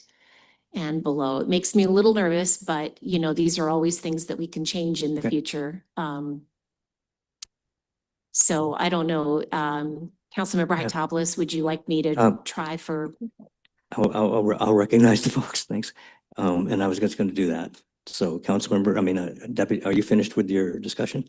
I'm finished. Thank you. Deputy Mayor Hytopoulos? You know, the point that I think Councilmember Nelson made a moment ago kind of has me thinking, and that is that the fact that making sure that if there's a chance of this concept getting through, because it's the only one that I believe, and I think a lot of people I talk to about this believe will create the lower affordability. I want to open my mind to flexing to a motion to amend to the 80%. We're talking 100% area median, 100% affordability, which is huge. And I don't want to worry about that at 80%. And I agree, Councilmember Schneider, it's not that it would put things in conflict. It could be we want even more density for those projects that have to be funded by grants. But I think I would be supportive of an amendment to this motion. I would be stuck with the 2.5 FAR, however, for now, pending further work. But Councilmember Schneider, I would want to point out that it does say this would be in place of, not in addition to, include the inclusionary zoning, because I feel that those need a lot more work as well. So that is part of this motion. Councilmember Francois Johnson, you haven't spoken yet. I guess I'm just waiting to understand more about Councilmember Schneider's question regarding the 2.5 FAR. If it was just, are you just limiting it in that Winslow area, or Just does quick. this? All of it. Councilmember, Deputy Mayor Hytopoulos, since it was your motion. Yeah, the idea would be that it would be a maximum at least so far, right? In the comp plan, we'd be capping it at 2.5 FAR. Like I said, I think we should look further, but that would be throughout all the districts, and it would be double density in the residential zones. Again, I think we probably need to ultimately do even more, but this is an attempt to give us a chance to actually study what kind of development standards we would want to marry up with something like a 3.0 FAR. So yes, it would be throughout Winslow. Just a quick clarification then, it says it's throughout the Winslow sewer service area. So is this a different, I think you said all different districts, so I'm just want to make sure. It covers all, so sorry, Mayor, may I be recognized? Yes, please. Yeah, that was a question to you. So within the Winslow sewer district, a sewer service area, right? There's residential areas that are zoned R1, R 3.8, R whatever. And then there are the FAR districts like the ferry area, right? And the high school and the core and the connection zone. And so the point would be where FAR rules, then 2.5 would be the maximum FAR. And then in the R zones, this program would look to doubling the density for these types of programs. These are up to. Thank you very much. I think Councilmember Mathews has not spoken yet, so I want to make sure everyone gets a chance to speak. Thanks, Mayor. I went back and forth with this one because I do want us to work together and wordsmith and try to be collegial and work together to get this done. I can't support it just because of the premise that I really like the work that was done to get us to 80% AMI. The fact that this only applies to 100% affordable housing and it includes language that it supersedes other recommendations really closes the door to other things like inclusionary zoning, other approaches. And also I think our development community has been pretty clear that 2.5 FAR is going to be really difficult to pencil out. And then I just wanted to finish with the words of Phaedra, who, even though they, might or work in a certain area of AMI, they are really responsible for much of the affordable housing on the island. And she says, HRB is urgently concerned that many of these motions regarding development standards in the Winslow sub-area outline a policy agenda that will make the development of affordable housing more difficult. As we have stated many more times over in engagement with these plan updates, any policy that overly restricts affordable housing to only the lowest AMIs renders development impossible to fund and build.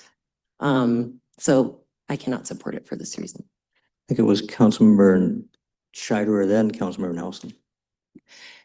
So I think there's a lot of good stuff here, and I think something could be built from it in the future. But I'm going to have to say at this time, it just cuts off too many options. So I can't support it right now, but I do hope that maybe there can be something pulled together from it in the future.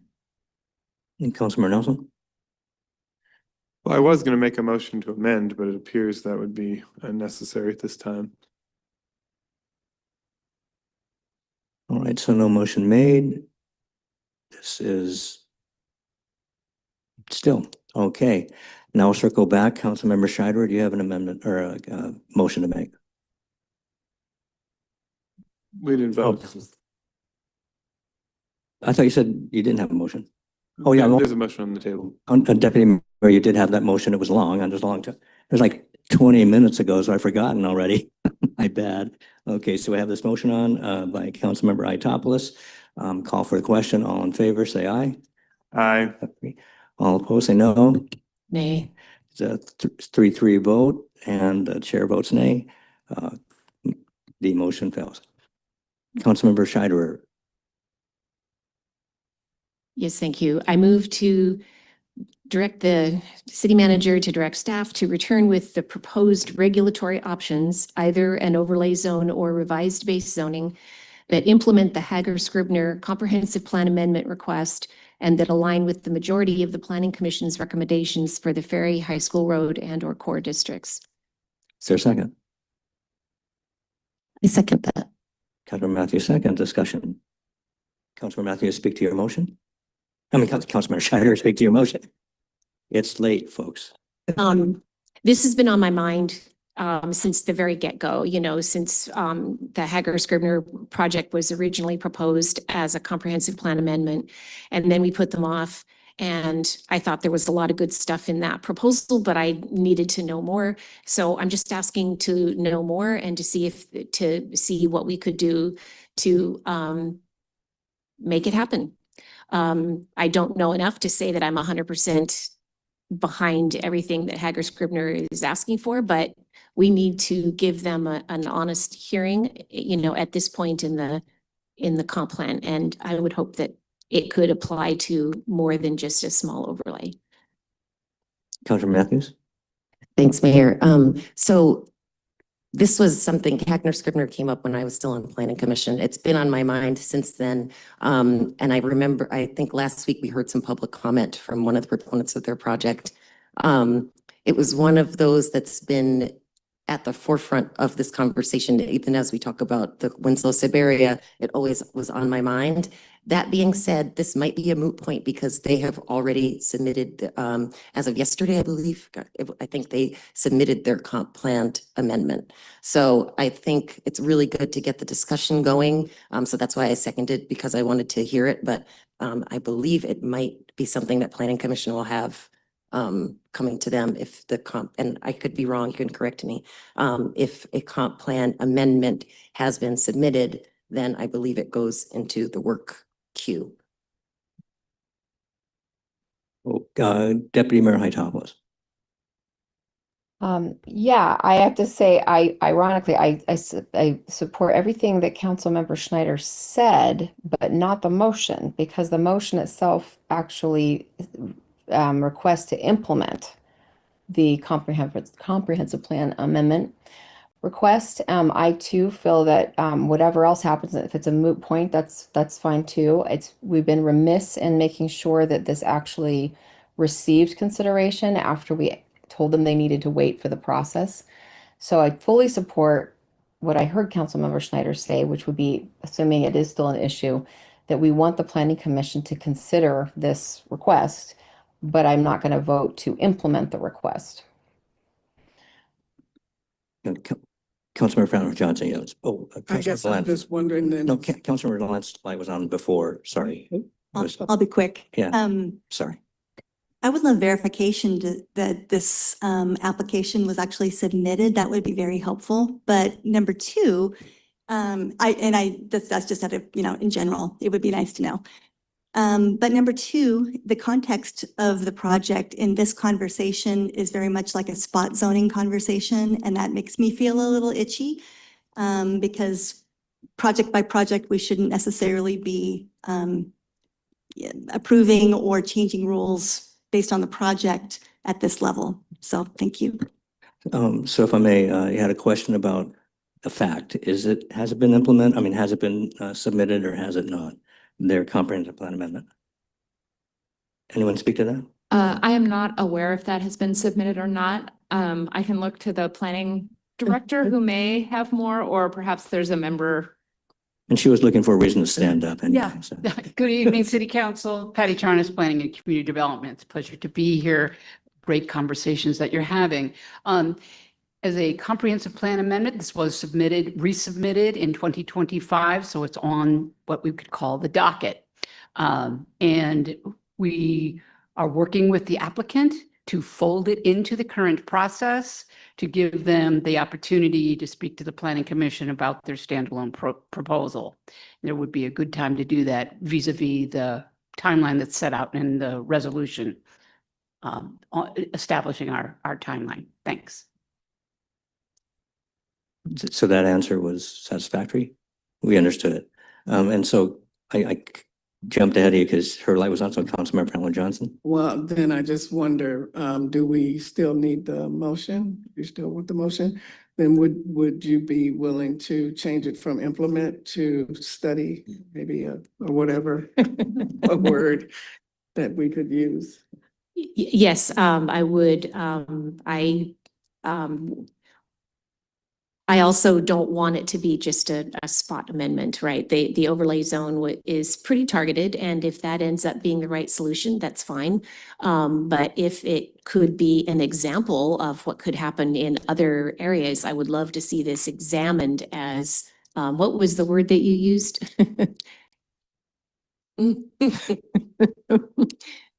Anyway, study. I wish it could be studied as possibly applying to other areas as well. So I move to amend my motion to use the word study instead of implement. Your second? I second. Okay. Further discussion? All in favor of the amendment to strike one word and replace it with study, I'll say aye. Aye. Aye. That looks like 6. And any nays? So the vote was 6-0 and the chair votes aye, so that's 7. So now we have the amended motion before us. Would that one word change? Any further discussion on this? Councilmember Mathews. Oh, just funny. So when we sent our motions, I sent them all on Friday. I sent 3, and then I emailed Christine. I said, sorry, I forgot one. And my one that I forgot was about Hagner Scribner. And then I said, you know what, take it off because I thought I was being too nitpicky. So I'm really appreciative that Councilmember Schneider took this up and put this on our agenda, and I wholeheartedly support it. That's really fascinating that your vibes are on the same plane. Yeah. Appreciate that very much. Okay, so any further discussion on the motion as amended? Councilmember Nelson. I'm just going to note I don't know enough about it, so I'm not going to vote for this. Okay, very good. Thank you. Okay, so all in favor of the amended motion, please say aye. Aye. All opposed? Nay. And so we have 5 yeas, 1 nay, and the chair votes aye, so it is 6-1.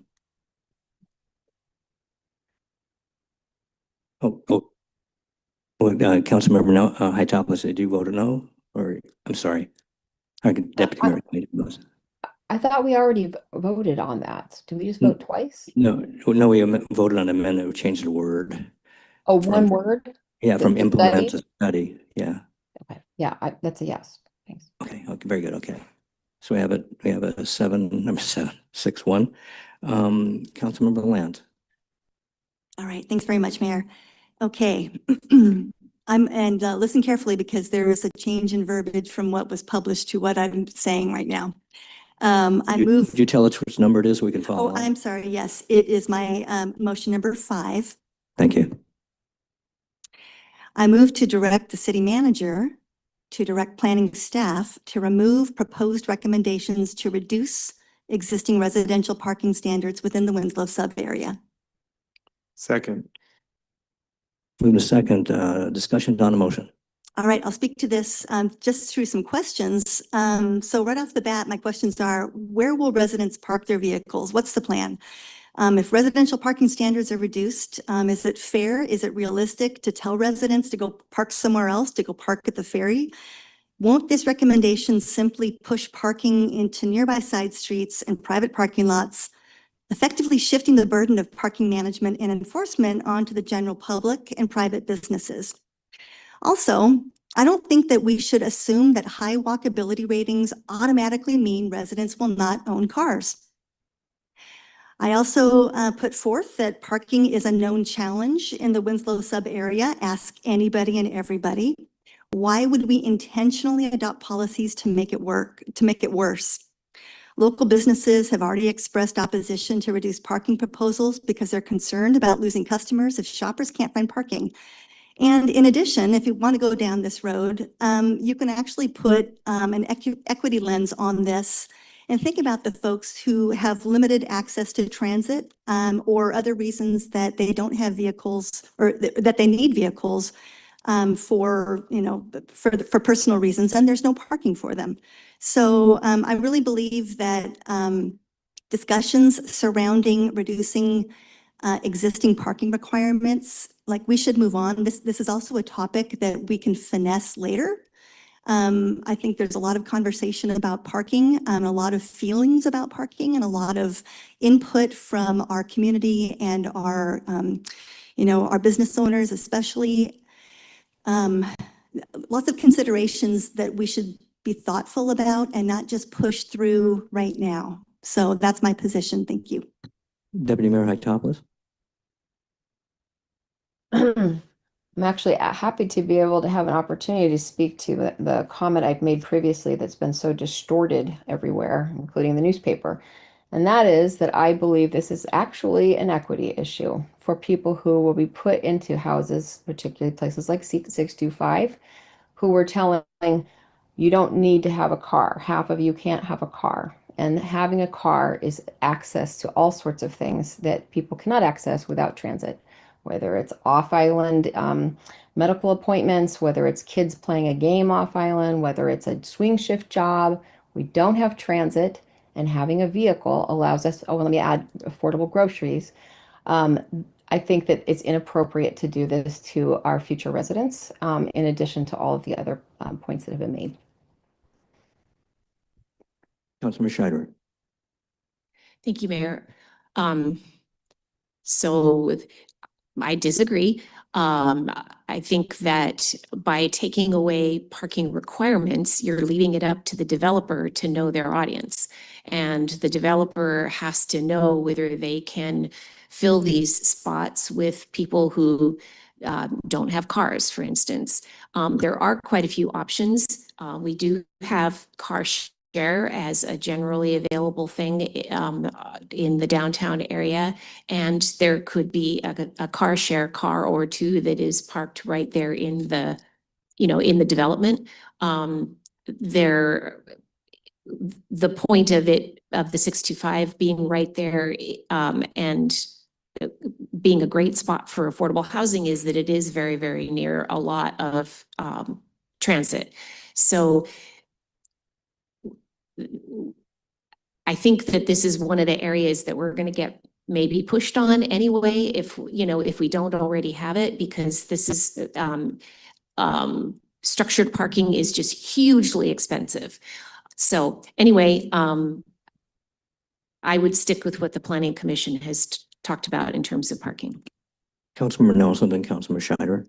Yeah, I mean, I disagree, and I think that I disagree with my colleague respectfully, and I think that the testimony or the comments from Larry Nakata on behalf of the Town and Country markets was actually very compelling, where when the developer doesn't include this parking, it's not that people find more creative solutions, they just park at the Town and Country or they park at local businesses. And I think that is shifting the burden onto these local businesses, and it's not actually solving the problem. So I'm going to support the motion.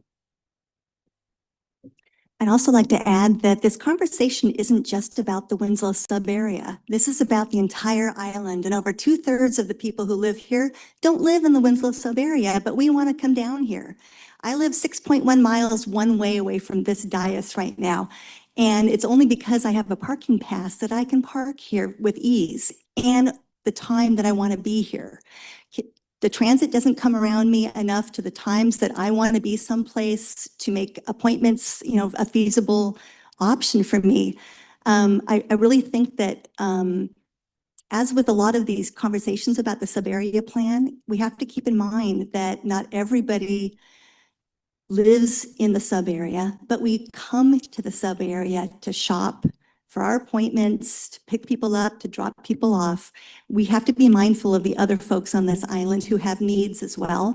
And we have cars, and it's unfortunate that, the folks that happen to be, who live on who are on the dais today, if you can walk to work, I love that, and I'm envious. But I'm gonna guess that, 5 of us at least can't.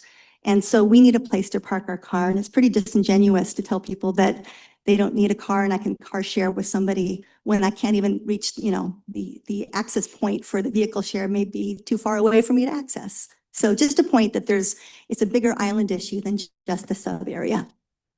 Thank you, Councilmember Mathews. Thanks, Mayor. This is always a very interesting topic. It's one that I'm slightly torn on sometimes, but I look to our neighbors and things that they're doing as well as other jurisdictions, and it is time to make the hard choices. I'm going to refer to the December 11th, 2025 motion from the Planning Commission. And the motion was, I moved for within the Winslow sub-area to recommend that the city reduce existing residential parking requirements by 1/2, but no less than 0.5 spaces per residential units. The motion was made by Ben Dynas. It was seconded by Peter Schaub. And the motion carried unanimously. And so I'm not going to support Councilmember Lance's motion, and I'm going to defer to the work that the Planning Commission already did on this. Any further discussion? Well, first, Councilmember Nelson, thank you for reminding me about my friend Larry Nakata. He is the CEO, and I don't know which camera I look at, but sorry, Larry. Councilmember Franklin Johnson, do you have any other comments to make? So I'll just Deputy Mayor Hightopless. I just have to say that we need to remember that ultimately we are the policymakers, and we get suggestions from the Planning Commission, but we've got to remember that we are ultimately the policymakers. So just want to put that out there. Thank you. Any other comments? Well, I'll just wrap it up, be the nebulous person here. I really want to see 625 happen, but I think by doing one space is a kind of a backwards death knell, because there's no way you can build 90 parking spots on that space. It'd be 40,000 per spot. I mean, that's a part that is concerning of me. I think there are tools. We could require the developer to have 3 car share cars. That'd be part of your development. That'll get you to extra spots. Because I want to see that project work. I also totally understand the arguments are very logical. Councilmember Nelson and Scheiderer and the Deputy Mayor Hightopless. I totally get that. It's totally seems logical. But we also have to, I want to see this project move forward. And I don't know it would pencil out to require 90 parking spots if that's the number of units that we actually make. That's the part that doesn't work for me on this motion. So did you want to speak, Councilmember Scheiderer? Councilmember Ladd? Well, I just wanted to say that it feels as if the parking reduction was simply for 625. If that's the case, and that feels a little squirrely for me. If that's your comment. No, it was not. It is specific to a project that is important. But we're also trying to meet our Growth Management Act, of which we are woefully behind, finding ways to get there. And so, well, we could do this, and they might come to us and say, well, can you really do that realistically? And so we would have no answer for that. And it's also a way that other future projects, especially a previous motion that didn't pass, but more affordable housing, because underground parking is by far the most expensive structural part in these larger buildings. So that's where my concern is. And I'm totally open about it, but it would appear to me that if this would pass, it would basically make the project moot because I don't think it would pencil out. Councilmember Schreiber. I just want to also say that I've been paying attention to statistics across other cities and areas, and roughly about 20% of people who live in Seattle, for instance, and that choose for finances or other reasons not to have a car. So 20% don't have cars in Seattle. Would anybody be willing to have some sort of compromise that might meet the middle there? You want a full, you couldn't go 3/4? I mean, just something that would make projects like this move forward?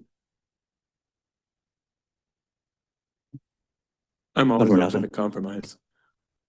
I said I'm always open to compromise. I am moved to amend the motion to say it won't go below 3/4 of a space per unit. Okay, there's an amendment. Is there a second? I'll second. Just to get it out there. Okay, so there's an amendment to this motion? All in favor? Oh, wait, I'm sorry, Deputy Mayor Hytopoulos, I got to keep looking at the screen. I'll wait till this motion. Right, that the motion. No other comments? Call for question. All in favor? 2 aye. All opposed? Look, it's a college try. Thanks so much. No amendment, okay. Okay. All right. So back to Deputy Mayor Hytopoulos. I just want to point out that we were told that we could make 625 work at 70 units with the parking. So to me, it's an example, which is something I support. So we're talking about 20 units in one project versus a fundamental difference in the quality of life of people and the functioning of downtown, to the extent anyone's looking at it through the lens of a project. So I just had to put that out there. Can somebody repeat the motion? Councilmember, the motion maker? Right. I move to direct the city manager to direct planning staff to remove proposed recommendations to reduce existing residential parking standards within the Winslow sub-area. Okay. And that would be the entire sub-area, including places like Ferry District and such. Is that correct? Okay. I'm really got to think about that.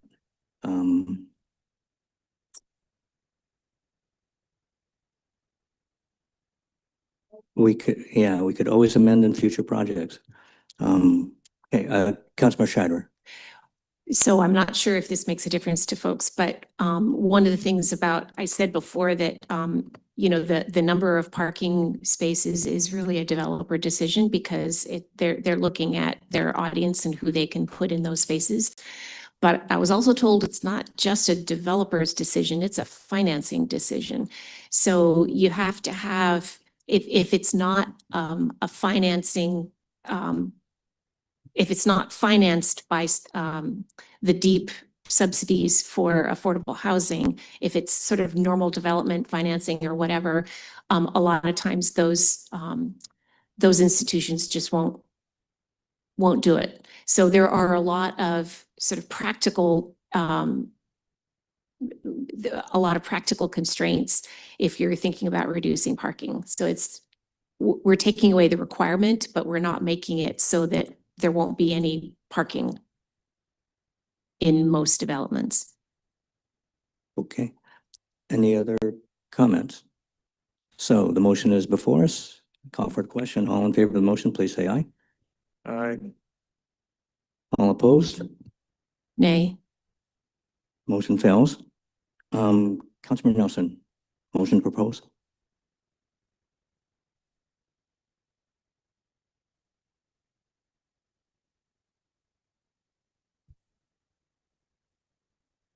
We can always come back. Yeah, I'm gonna kind of make a combined motion as far as my base floor area ratio and tiered floor area ratio system. So keeping in mind that the planning commission made a recommendation part of it. The planning commission made a recommendation to have the consultants bring back. Could you just could you make the motion? Or make your motion. It's part of the motion. Okay. Okay. I move to direct the city manager and the planning commission not to include in the preferred alternative any increase in base floor area ratio, and that any tiered floor area ratio system for Ferry and High School would include a separate tier for each of the different income bands of affordable housing, including one for households earning 0 to 30% AMI, one for households earning greater than 30% to 50% AMI, and then one for households earning greater than 50% to 80% AMI. Okay. Is there a second to that motion? Second.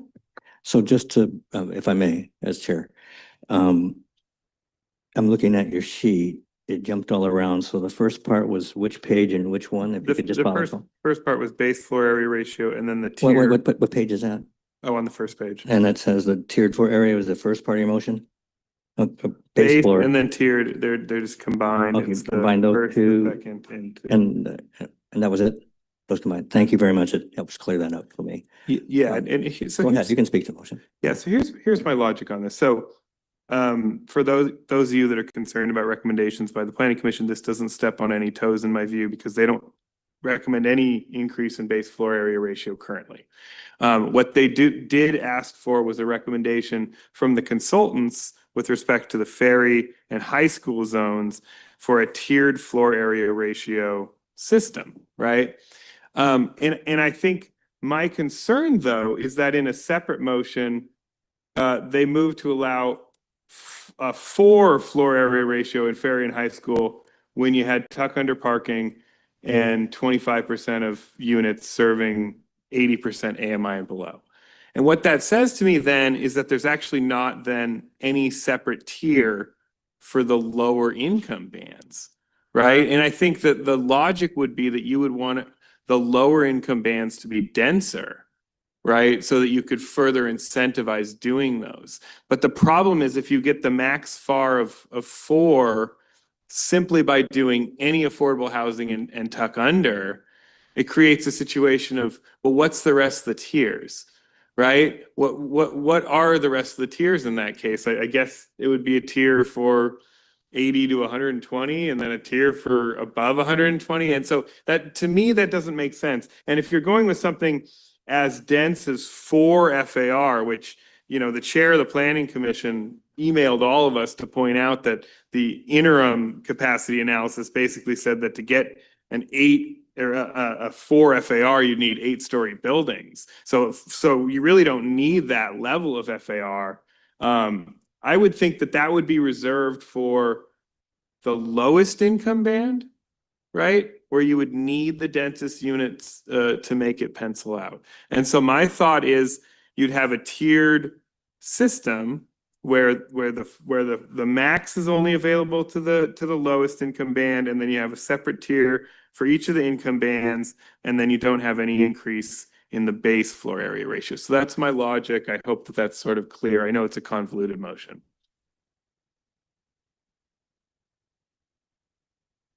Deputy Mayor Hytopoulos? I would like to support anything we can do to actually put anything in this plan for promoting the lowest affordability, and having it tiered to be more dense, the lower the more affordable. But this is getting too detailed for me, and it's why it's the basis for my motion was, again, to ask staff to work on these details, the ones we need done now for this plan, and also for us to do a better job after that with even more work. And so I'm just going to have a hard time wrapping my head around understanding what exactly, on the fly, we're basically, I feel like, trying to do something specific, and I'd probably be more appreciative of just some broader direction, get behind broader direction on there should be tiering for any of these bonuses that are being given out to increase the bonus according to affordability, for example. at least from a broad policy perspective, I would get behind that. Councilor Nelson. Yeah, and I don't mean to be overly specific with it. And really I could just, the whole idea is there's no increase in base FAR, and then there's a separate tier for each income. The rest would be worked out, right? As far as by staff or the planning commission, and maybe it just needs to be to direct staff, or direct the planning or the city manager to direct staff. But the problem I'm seeing now is we've asked the consultant for a tiered floor area ratio system that's going to leave out all the lower income bands. You're not going to have any tier for those, and that's the concern I'm raising. Thank you. Any discussion, council members? Seeing none, I'll call for the question. All in favor of Councilmember Nelson's motion, please say aye. Aye. I'll actually go for it. All opposed? Nay. So we have 3 yea, 4 nay. Councilor Mathews. So I had two more to make, but I think I'm going to defer to the Planning Commission and the work that they are doing and doing well, and save mine for once this plan is completed. And they were directing the planning, or encouraging the Planning Commission. And so I think instead they can just be work that we can email to staff. I'll save the council some time this evening. Thank you, Councilmember Mathews. Deputy Mayor Raftelis.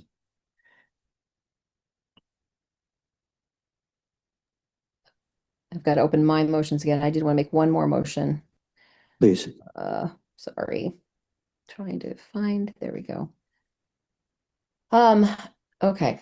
I move that the city council direct the acting city manager to direct city staff to not include the planning commission's recommended upzone of base zoning to R8 along Ferncliff in the preferred alternative, but to instead include a bonus density option of up to R8 in the same area for projects that include a minimum of 25% affordable units serving households at 80% AMI or below. Is there a second? Second. Councilmember Nelson. Councilmember Raftelis, want to speak to your motion? I mean, Deputy Mayor Raftelis. I think this was a strange, just random upzone of, I'm sure it's not random. It's meant to be, of course, near where a lot of intensity is, but it's an upzone to base zoning with no requirement of affordability. And I don't get that. The reason we should be both encouraging density near, the ferry, and affordability. And so why are we giving away affordability or density without an affordability requirement? And it reminds me of when we were looking at 1110 and thinking that we were going to be under that, and talking to a few community leaders about the idea of, just imagine if we were told that every lot in Wing Point along the water was going to have the potential for 4 units on it. Were those going to be affordable, or were those going to be $4 million plus smaller houses? So same thing here. We're just going to get more market rate, smaller units. Why don't we go ahead and get some affordability in exchange for that upzone? Thank you, Deputy Mayor. Councilmember Scheider. I'm going to support this. It's just the number of units that it might allow is not huge, but it's something, and it seems reasonable. Councilmember Lamb. I'm definitely in support of this as well. I think this is one of those possible unintended consequences kind of a deals. And I think we should pull this one back. So I am supportive. Any other further comment? Full disclosure, John Quitzlin and I had a wonderful night of nachos and beer. And this is one of the motions we looked at and we go, I think it's doable. But I do have a question. How does this count toward showing that we have these affordable zonings? I mean, it says if someone does 25%, can we count that as a potential, or are we just making this as a policy? We hope they can do it, because our goal here is to try to meet the requirements of the Growth Management Act and House Bill 1220. So I'm just throwing that out there for discussion to make sure if it gets us closer to that, that's fantastic. Deputy Mayor Raftelis. Well, basically, all of the tools we've been talking about are if they're not being imposed. If you want to have a certain level of FAR, if you want, just looking at the Planning Commission's recommendations, if you want an additional floor, if you want this or that, then you've got to provide the affordability, right? So that's I'd say that. I'd also say we're talking about most likely at best 80%. And we can actually with a straight face say that a developer may be willing to do a quarter 80% AMI when they're able to get the 3/4 market rate. So this alone, I would say, might help us with some 80%, unlike the lower level AMIs where we're going to really we have to assume show the ability to fund them or find the funding. Thank you. Further discussion? Okay, call for the question. Deputy Mayor, I'm going to say that Deputy Mayor Hytopoulos' motion. All in favor, please say aye. Aye. Aye. Opposed? Vote is 6-0, and the chair votes aye, so it is 7-0. Mayor, would it be okay for me to just read my one, even though I'm not going to have it considered? I'd like to just go, if you have a real motion, I'll be happy to entertain it at the end. So, Councilmember Scheider, do you have another motion? I left this one for last because it's just sort of informational, but I just want to know. I move to direct the city manager to bring back legal advice on creating rental workforce housing regulations that are limited by the requirement to work locally, such as the Colorado MD program. Seconded. Anybody wish to speak to the motion? Councilmember Nelson. I strongly support this, is what I want to say. I think it's just a really important informational item, and I really think that it's something where if we can do that, I would really love to do that. So I just want to support you on this. Deputy Mayor Hytopoulos? Your mic. I want to support it, and I will. I feel like it's a bit of a non sequitur since in context of what we're doing, but I also think it's a good example of the many, many things that we will hopefully be able to have time to actually work on after the comp plan deadline goes by. Any other discussion? Councilmember Scheider? I agree with Councilmember Hytopoulos. It's a bit of a weird one because it doesn't have any immediate, obvious, direct impact. But what I will say is, for those who might have poked in on the Indeed program, what's interesting about it is that it's not income qualified. Now, that doesn't mean we can't do income qualified if indeed there's a possibility for that. But it's deed restricted to working in the local area. So that may be why it gets around certain legal requirements. And I just wanted to make that clear. Thank you. Just want to do a time check with the council. We're at 10 o'clock. And so just want to make sure that we know limitations of ourselves. The one reason I bring that up is after so many hours, your brain just kind of mushes away. Mine doesn't, but most people do. So, so we have the motion before us. Any other discussion? Call for the question. All in favor, please say aye. Aye. Opposed?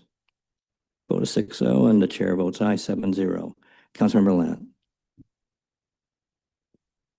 Thank you. I move to direct, let's see.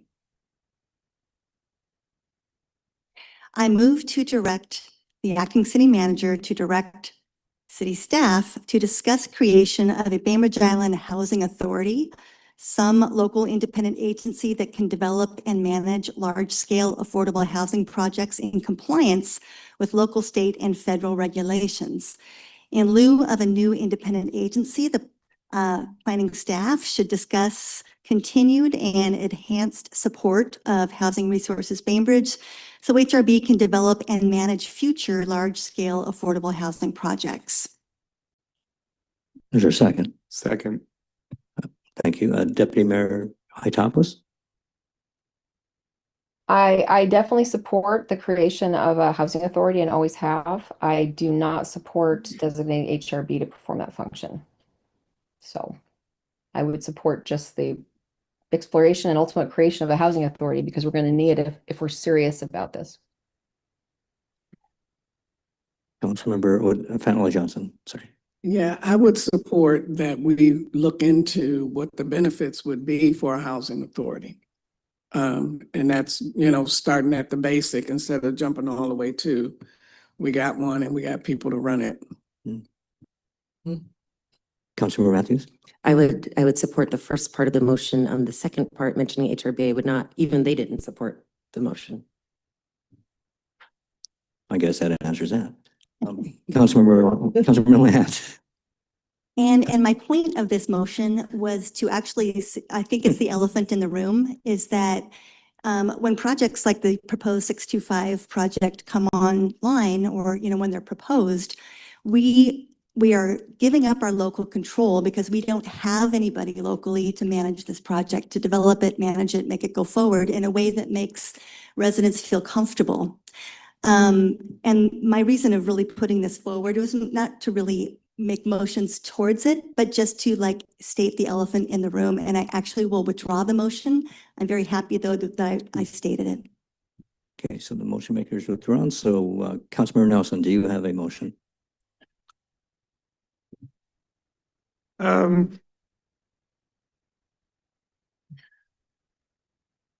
Well, you don't have to. I'll put it on the record, and then it might as well. I move to direct the city manager and the planning commission that the max building height throughout the Winslow sub area shall not be more than 45 feet, 4 stories. Is there a second? Motion fails for lack of a second. Deputy Mayor Hytopoulos, do you have a motion to? Sorry, Councilmember Mathews. Thanks, Mayor. I'm going to put my final two together because they go together. I move to ask staff to look into, once comp plan is completed, to look into, discuss Senator Emily Alvarado's bill, currently prioritized by Governor Ferguson, requiring cities and counties that use growth management plans to permit residential and mixed-use development in areas zoned for commercial use. It only applies to cities with populations over 30,000, that's in parentheses, and determine if it's something that they want to explore for affordable housing options that commercial property owners with vacancies could opt into, even though we are currently not required to comply.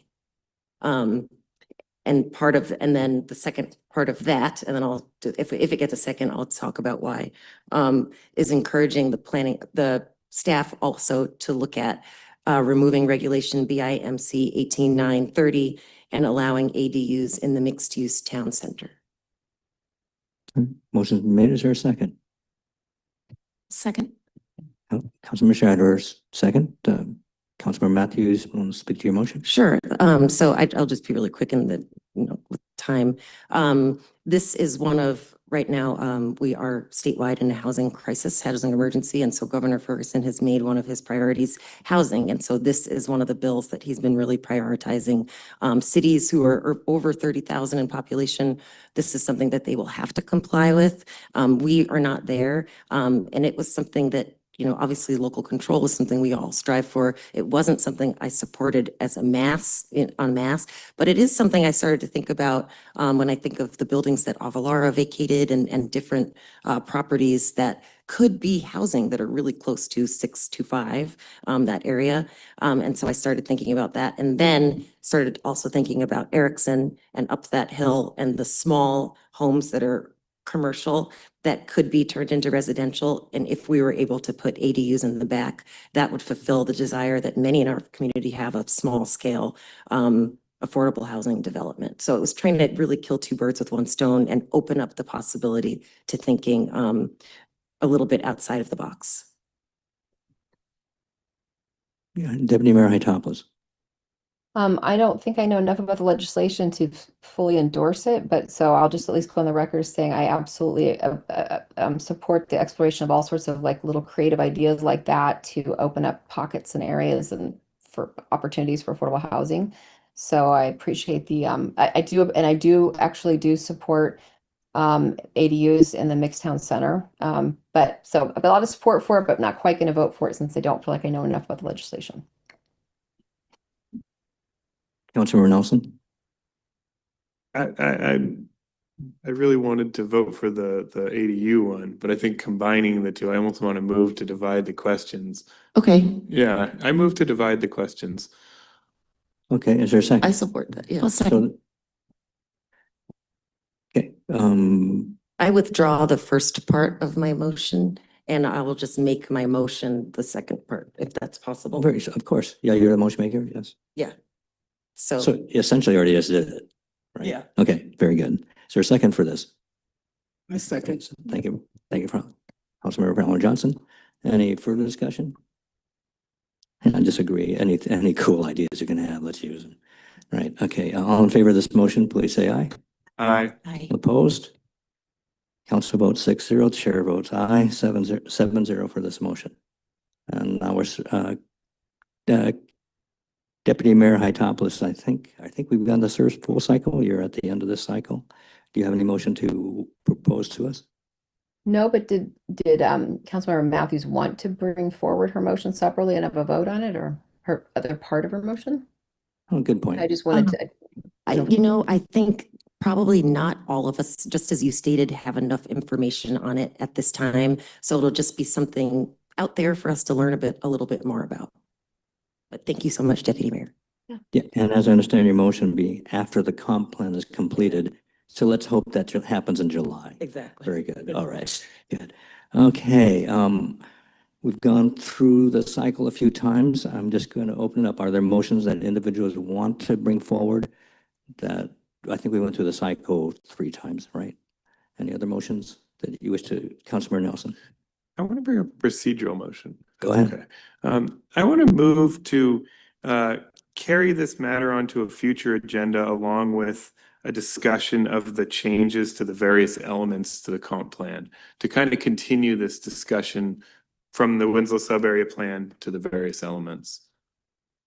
So, okay, is there a second to this motion? I'll second that.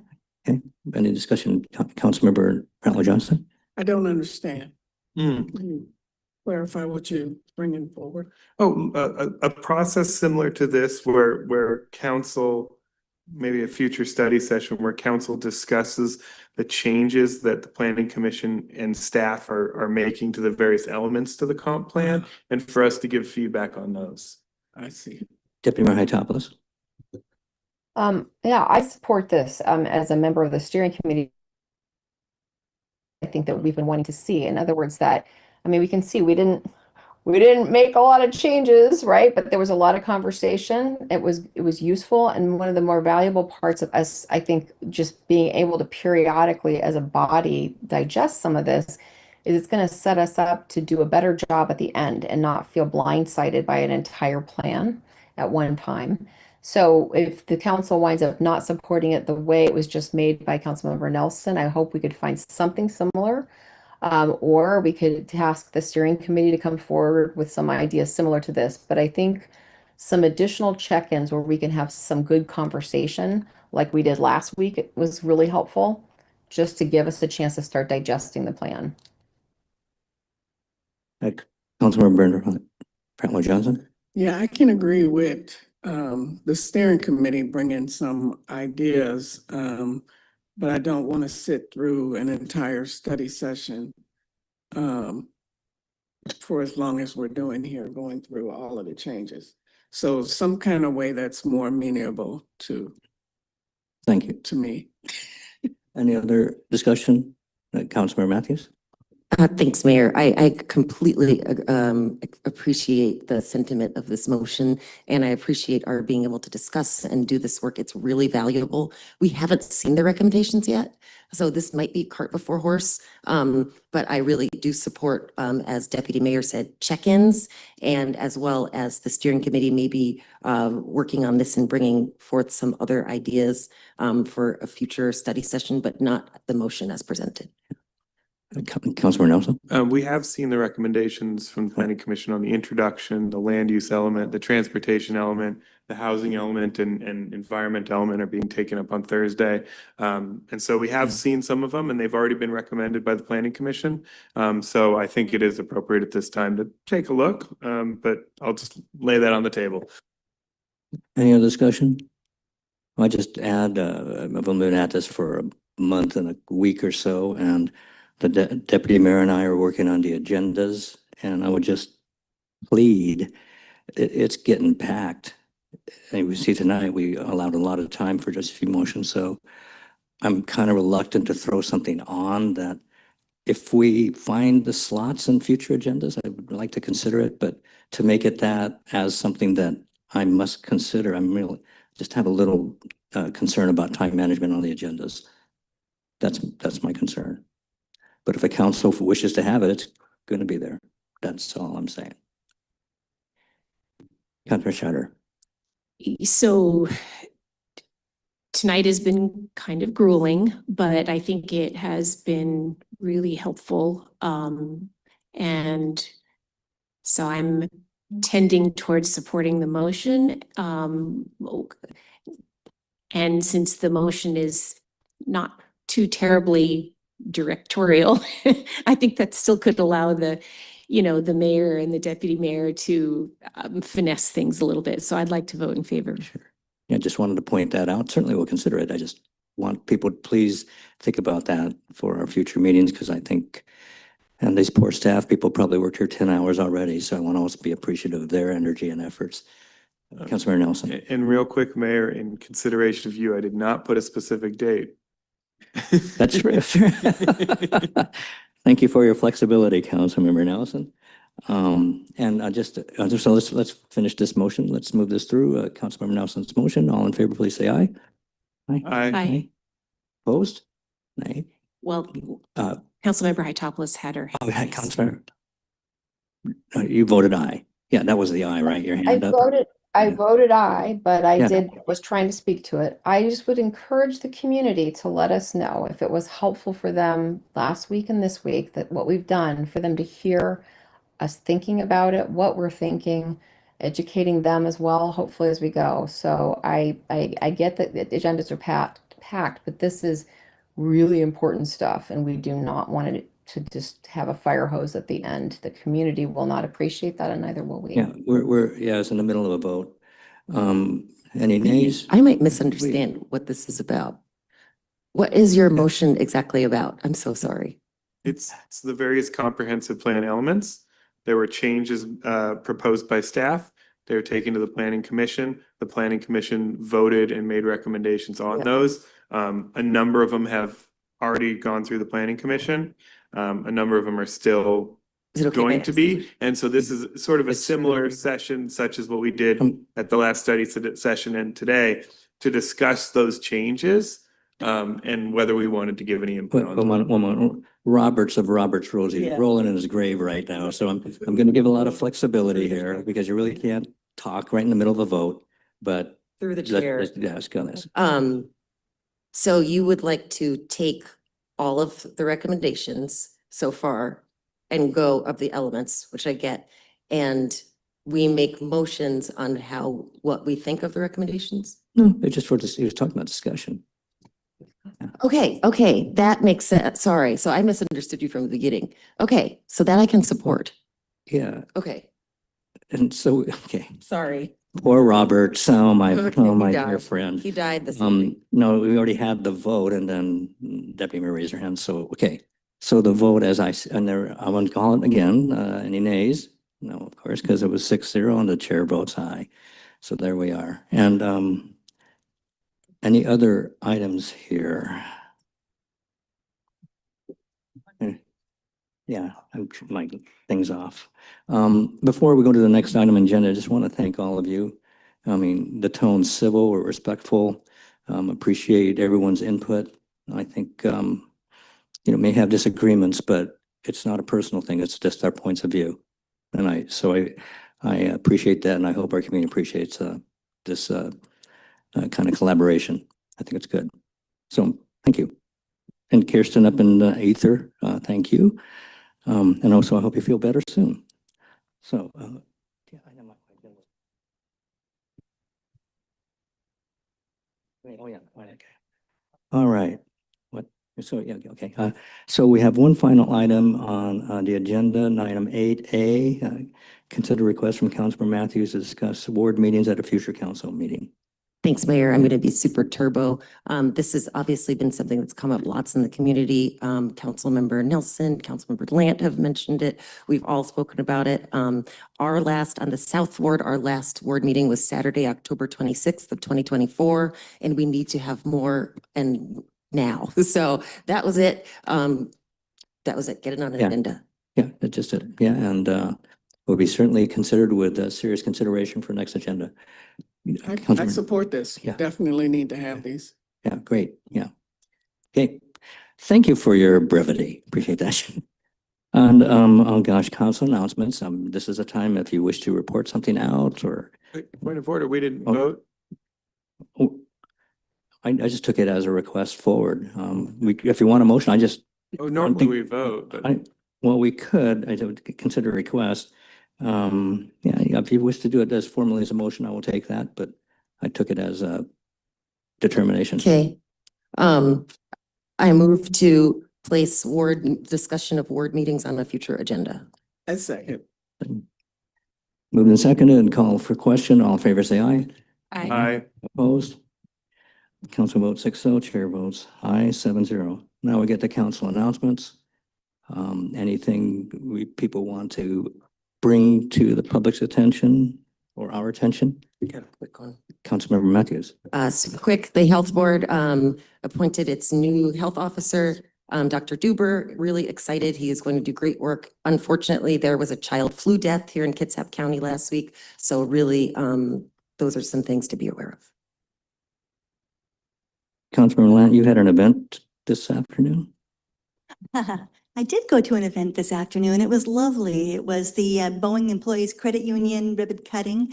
It was well attended with very happy folks, an amazing staff, and just so happy to see a nonprofit credit union coming in that is ready to partner with the community to go forward with, community supported work. So it was great. It was a great group of people. And I had one more thing to say too, in addition to that. Pardon me? Please. Apparently we had the very first pre-approved ADU application submitted into the planning department's queue. I just wanted to make note of that because this is the very first one that's actually made it through the pass. Huzzah. Thank you. I like hearing good news. Councilmember Franklin Johnson. I attended my first REACT meeting as their new liaison, and it just felt good to get back with them since I was the co-founder.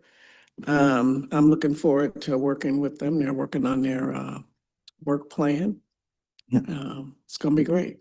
Very good. I'd like to turn it over to Deputy City Manager for a second because there's a lot of concerns about federal law enforcement and how impacts like that might come to our community.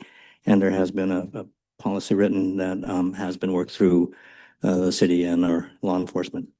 Yes, thank you, Mayor and Council. We sent a note to you earlier today affirming the city's commitment to being an open and inclusive community and also stating the police department's commitment to their accreditation standards and also to following the law. We encourage all folks who have any need for public safety to come and access our public safety services. There's no regard there for immigration status, and that won't be asked for. So appreciate that, and thank you for the opportunity. Certainly.